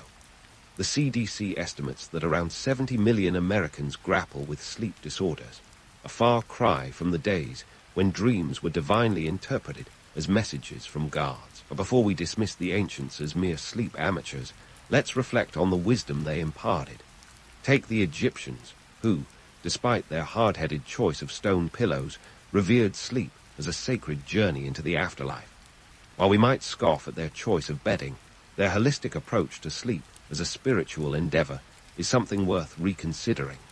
In a world where sleep is often sacrificed on the altar of productivity, perhaps we need to rekindle a bit of that ancient reverence for rest, not as a luxury, but as a necessity for well-being. The Greeks, with their temples of Asclepius, understood that sleep could be a gateway to healing, a notion that resonates with today's emphasis on sleep's role in mental and physical health. Modern sleep medicine might not involve divine interventions, but the underlying principle that rest is crucial for recovery remains as true now as it did in ancient sanctuaries. And let's not forget the Romans, whose class distinction in sleep echoed the inequalities we see today. The luxury of a king-sized bed is still out of reach for many, reminding us that while technology can enhance sleep, it can't democratize it. And then there are the philosophies of the East, with Confucian and Buddhist approaches to sleep offering a counterpoint to our frenetic pace. The ancient Chinese emphasis on balance and the Buddhist practice of mindful rest provide a stark contrast to today's sleep-deprived hustle culture. In a world where "I'll sleep when I'm dead" is a badge of honor, perhaps we should take a page from these ancient cultures and reclaim sleep as a balanced, mindful practice rather than a necessary inconvenience. Yet, even as we draw inspiration from these ancient practices, it's essential to see them for what they were, cultural adaptations to the realities of their time. The romantic image of a philosopher sleeping under the stars or a monk achieving nirvana through REM is just as fanciful as a Hollywood epic. The truth is, most of our ancestors were just trying to get through the night with whatever means they had, often in conditions that would make a modern insomniac shudder. So, why does ancient sleep wisdom still strike a chord in today's world? Perhaps because in our quest for the perfect night's rest, we see reflections of our own struggles in theirs. The human condition, it seems, is eternally restless. We've swapped out guards for gadgets, but the desire for restorative sleep remains unchanged. And while we've romanticized the past with tales of divine dreams and philosophical slumbers, these stories remind us that sleep is a deeply ingrained part of our shared human experience. As we tuck this exploration into the linen of historical narrative, let's leave with a wry reflection. Sleep, that most basic of human needs, remains as complex and enigmatic as ever. Whether we're cradled by memory foam or dreaming beneath a digital sky of smartphone notifications, the quest for a good night's sleep is a timeless saga, one that transcends borders, eras, and technological boundaries. In the end, perhaps the greatest lesson from our ancestors is this: sleep is not just a function of biology, but a reflection of our values, our culture, and our place in the world. So next time you lay your head down, remember that you're not just chasing dreams. You're partaking in an ancient ritual that has shaped and been shaped by humanity for millennia. Sleep well, dear listener, for in doing so, you honor the age-old pursuit that binds us all. The Nile River was ancient Egypt's secret source, a gift from the gods that kept on giving. Picture a massive conveyor belt stretching over 4,000 miles, bringing prosperity, resources, and the occasional crocodile straight to their doorstep. The Egyptians didn't just live by the Nile, they thrived because of it. This river wasn't just a source of water, oh no. It was the Amazon prime of antiquity, delivering goods at speeds that made the rest of the ancient world green with envy, or maybe just Nile blue. Back in those days, the Nile was the ultimate highway, minus the traffic jams and road rage.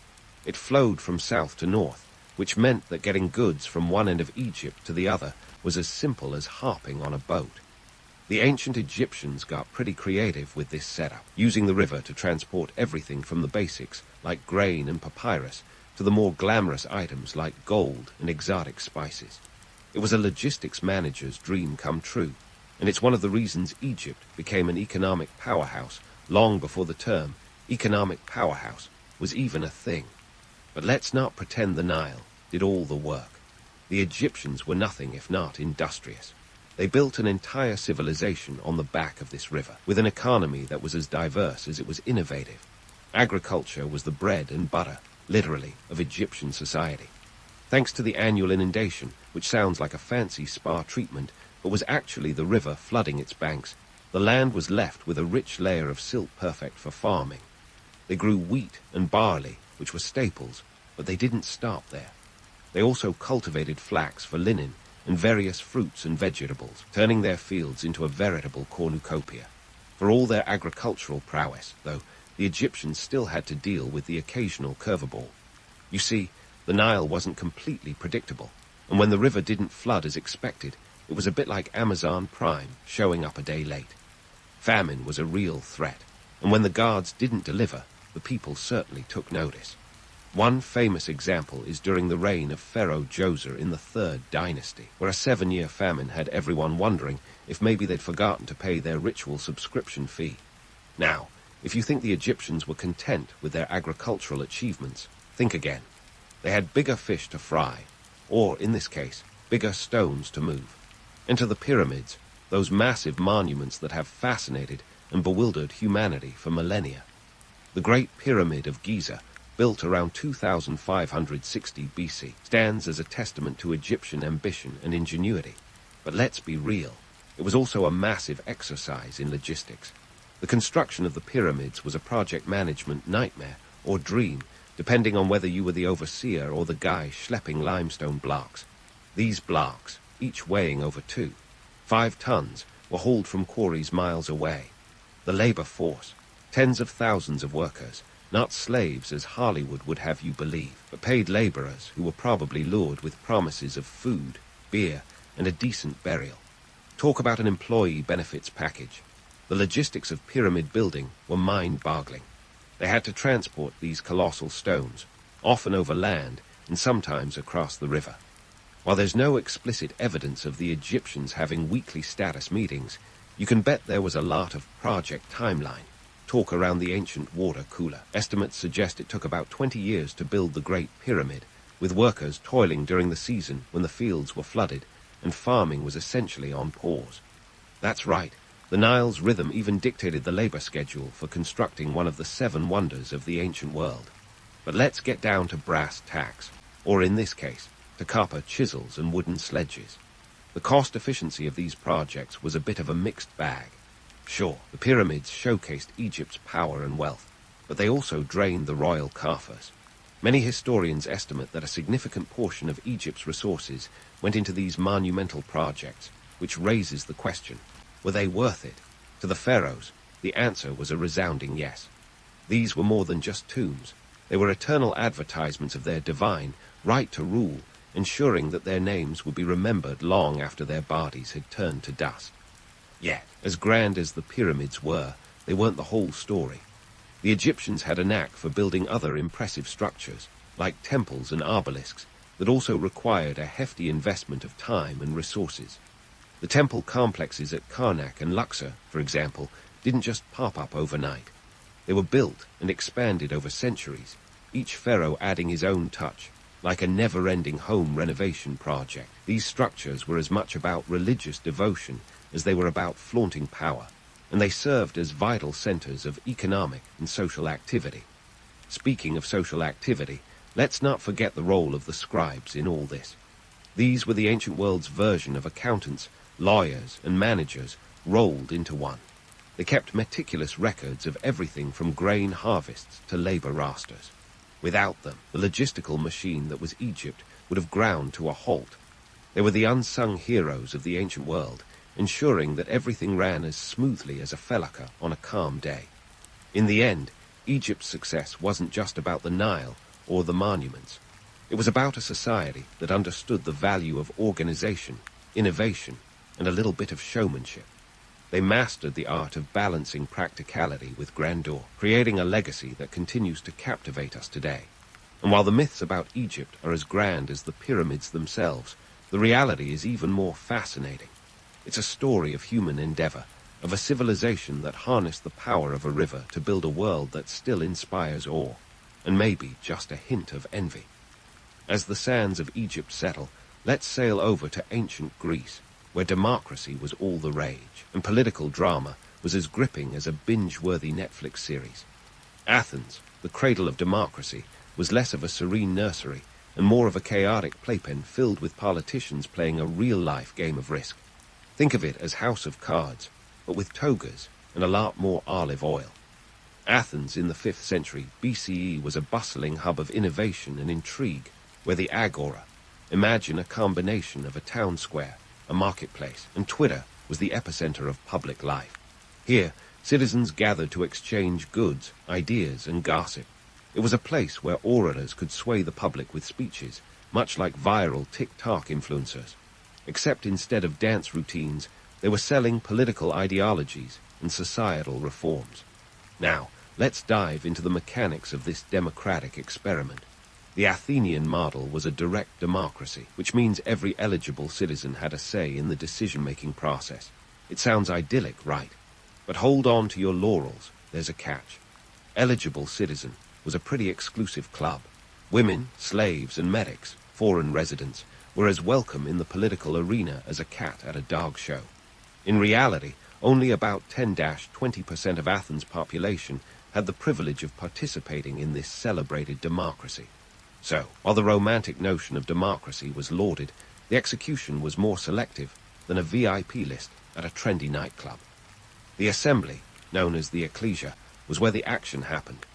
Meeting on the Phoenix, a hill with a view as breathtaking as the political debates were heated, around 6,000 citizens would gather to vote on everything from war declarations to financial policies. Picture it as a massive town hall meeting with an agenda longer than a CVS receipt. And like any good meeting, it had its share of drama. Politicians, or rather, demagogues, would often sway public opinion with impassioned speeches, promising everything short of a Spartan invasion. And sometimes they even promised that. But democracy was not just about grand speeches.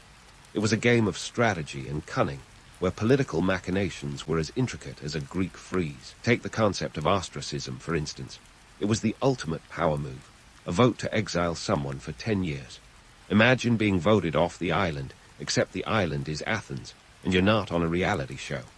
The idea was to protect the city from potential tyrants, but it often became a tool for political rivalries. If you thought cancel culture was a modern invention, think again. In one infamous instance, statesman Themistocles, a hero of the Persian Wars, found himself on the receiving end of this practice, proving that no one was ever too big to be booted out of town. Economics, of course, played a significant role in shaping these political landscapes. Athens was a powerhouse, thanks to its silver mines at Laurium and its strategic trade position in the Mediterranean. Their wealth enabled them to build a formidable navy, making them the maritime equivalent of a heavyweight champion. This naval prowess not only helped fend off the likes of Persia, but also allowed Athens to lead the Delian League, a coalition of city-states that was less about camaraderie and more about Athenian dominance. Athens was the self-proclaimed leader, and if you didn't like it, well, they had a fleet of triremes to change your mind. Now, while we're on the topic of naval supremacy and political clout, let's not forget the cultural impact of this golden age. Enter the philosophers, the likes of Socrates, Plato, and Aristotle, who've been idolized more than any rock star. But let's bring these guys down to earth. Socrates, for instance, was more of an annoying gadfly than a revered sage at the time, constantly questioning everything and everyone like a toddler on a sugar rush. This didn't win him many friends among the Athenian elite. In fact, his relentless pursuit of truth and his habit of exposing ignorance earned him a one-way ticket to a trial that ended with a hemlock cocktail.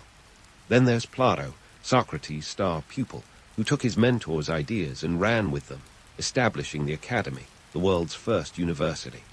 Yet, his vision of an ideal state, as detailed in the Republic, wasn't exactly a democratic utopia. In fact, it was more of a philosopher kingdom, where wise rulers governed with a firm hand, a concept that would make any Athenian democrat twitch. Aristotle, ever the pragmatist, decided to categorize everything: politics, ethics, biology. If it existed, Aristotle had a theory. His work laid the groundwork for countless fields of study, but let's not gloss over the fact that some of his ideas, particularly on natural hierarchies, fueled justifications for social inequalities for centuries. So while these philosophers gave us the gift of critical thought, they also handed down a few intellectual hot potatoes. In the end, Athens' political scene was a living testament to the complexities of democracy.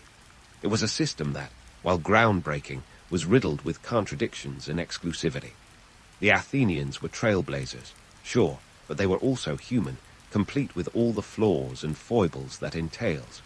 Their democracy was both brilliant and brittle, a grand experiment that left a legacy as enduring as the Parthenon itself, also a product of this era, by the way, and another reminder of Athenian architectural ambition. As we continue this journey through ancient history, let's keep our eyes open to both the romance and the reality. Athens' democracy, like many things in history, was a beautiful mess, a fascinating blend of aspiration and imperfection. And while the myths of ancient Greece are dazzling, the gritty truths offer a narrative that's equally compelling.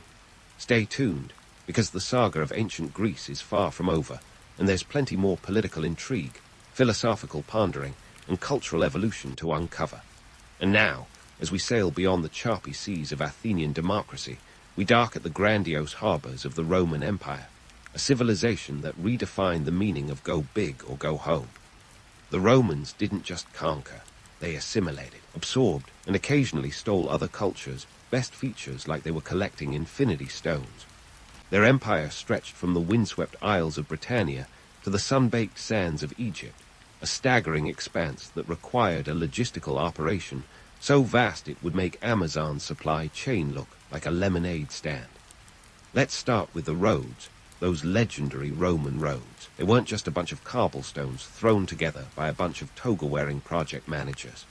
No, these were meticulously planned and executed marvels of engineering. Stretching over 250,000 miles, they were the ancient world's answer to the internet, connecting people, ideas, and perhaps most importantly, tax revenues. Rome wasn't built in a day, but their roads led the way to a unified empire, facilitating trade, troop movements, and a rather efficient postal service. Picture this, a system so efficient it might just have delivered news faster than your snail mail today. But these roads came with a price tag that was anything but pocket change. Maintaining such an extensive network required not just money, but manpower, lots of it. The cost was enormous, and the Romans paid for it with a combination of taxes, tributes, and the occasional sack of a rival city. It was a classic case of you have to spend money to make money, and for the most part it worked. The roads were the veins through which the empire's lifeblood flowed, pumping economic vitality into every corner of the realm. Speaking of economic vitality, let's talk about the baths. Ah, the infamous Roman baths, where hygiene met hedonism in a steamy embrace. These weren't just places to get clean. They were social hubs, ancient equivalent of a modern-day spa and country club rolled into one. For a nominal fee, one that even the average Roman could afford, citizens could soak, sweat, and schmooze to their heart's content. But let's not romanticize it too much. The baths were as much about business as they were about pleasure. Deals were struck, alliances forged, and occasionally plots hatched in the tepidarium amid the rising steam. However, this luxurious lifestyle wasn't without its downsides. Maintaining these grand bath complexes was no small task, and the cost of heating the water alone could have bankrupted a lesser city.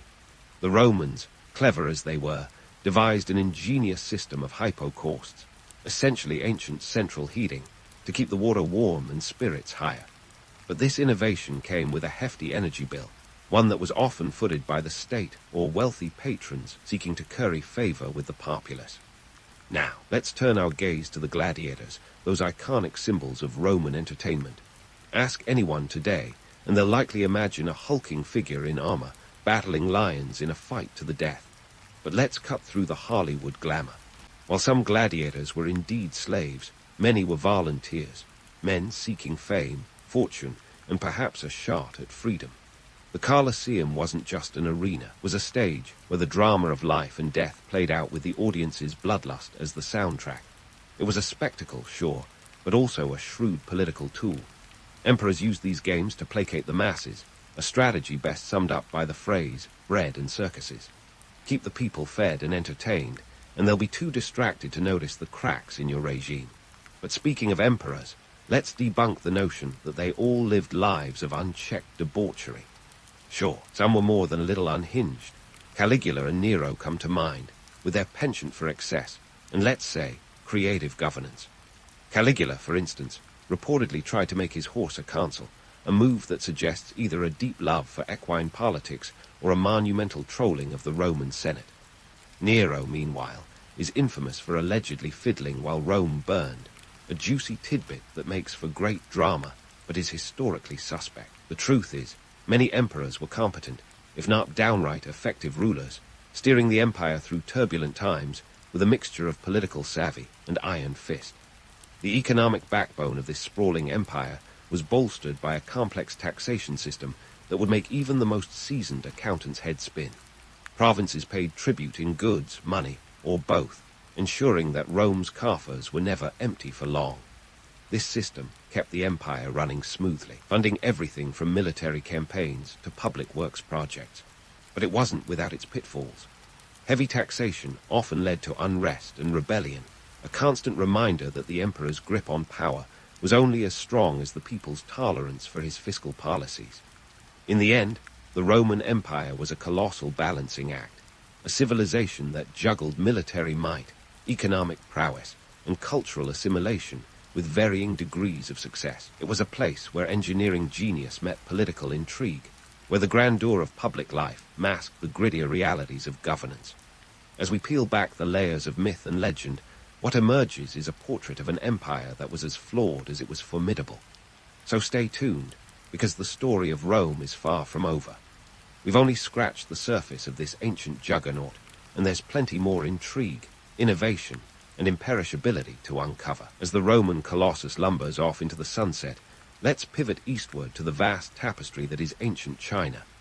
Now, if you think the Great Wall was just a colossal, no trespassing sign, you're missing the big picture and a hefty invoice. This wasn't just a wall.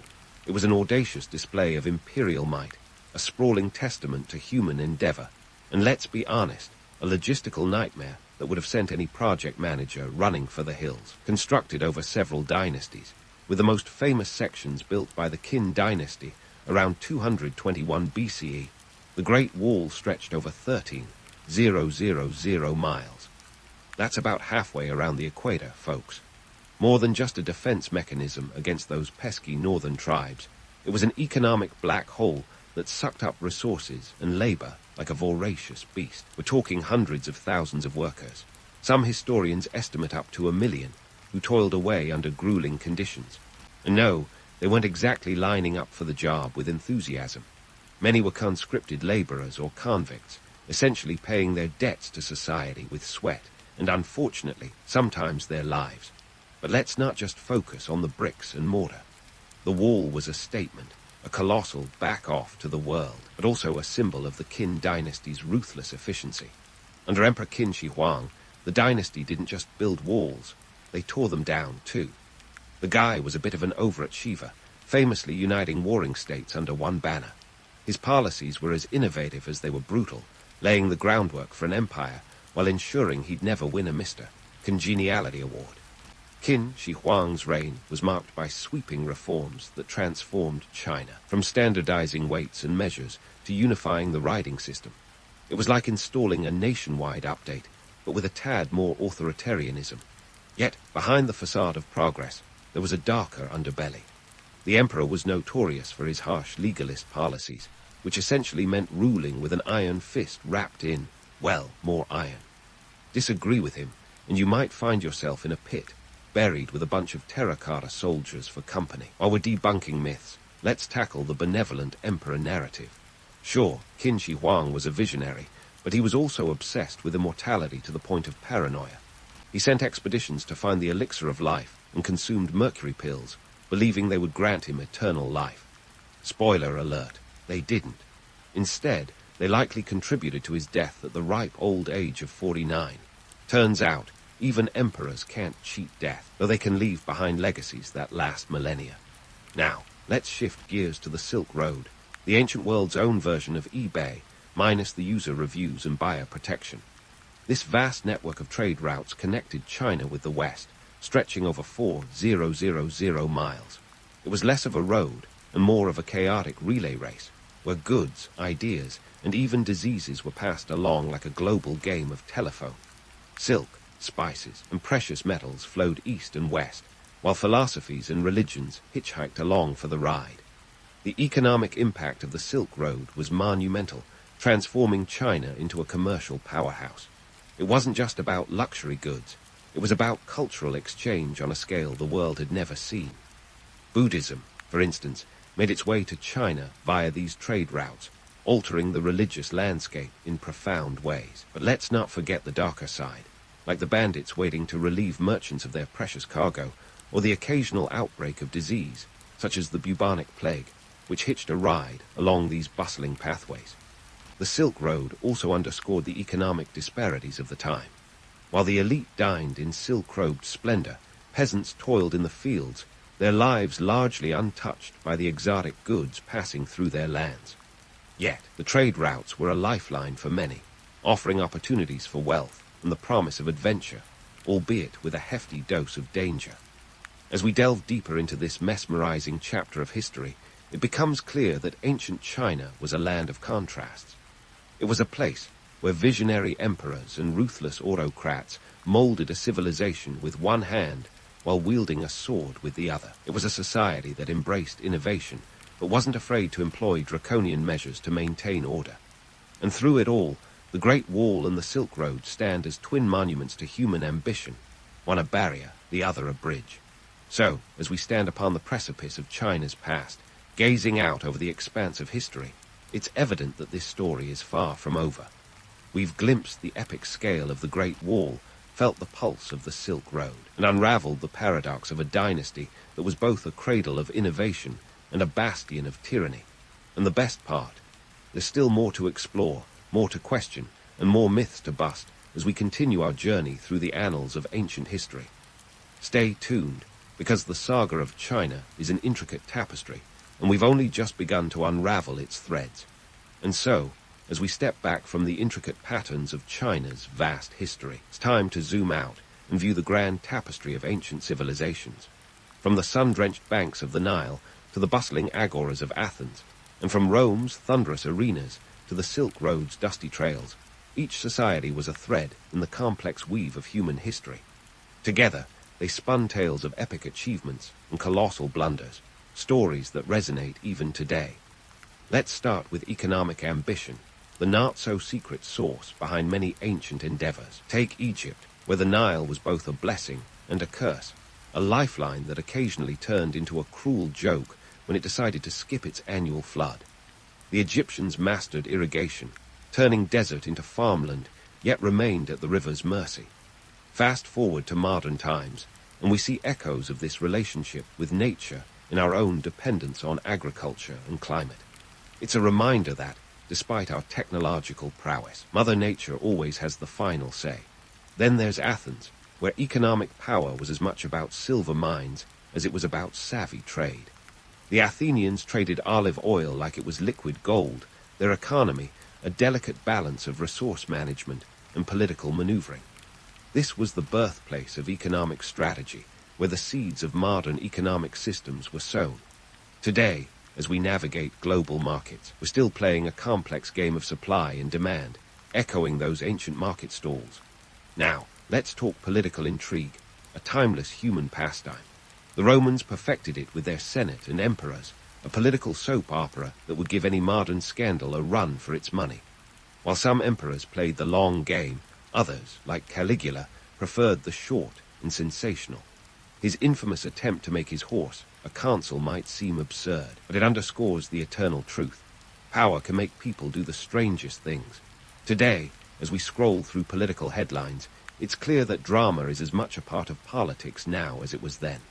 Cultural exchange, too, was a cornerstone of ancient societies. The Silk Road was a highway of ideas, carrying philosophies and religions alongside silk and spices.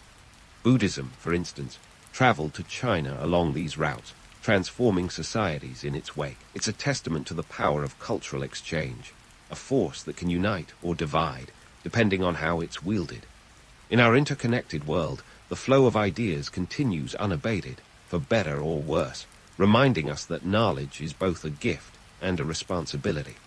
As we ponder these ancient stories, we find lessons wrapped in myths.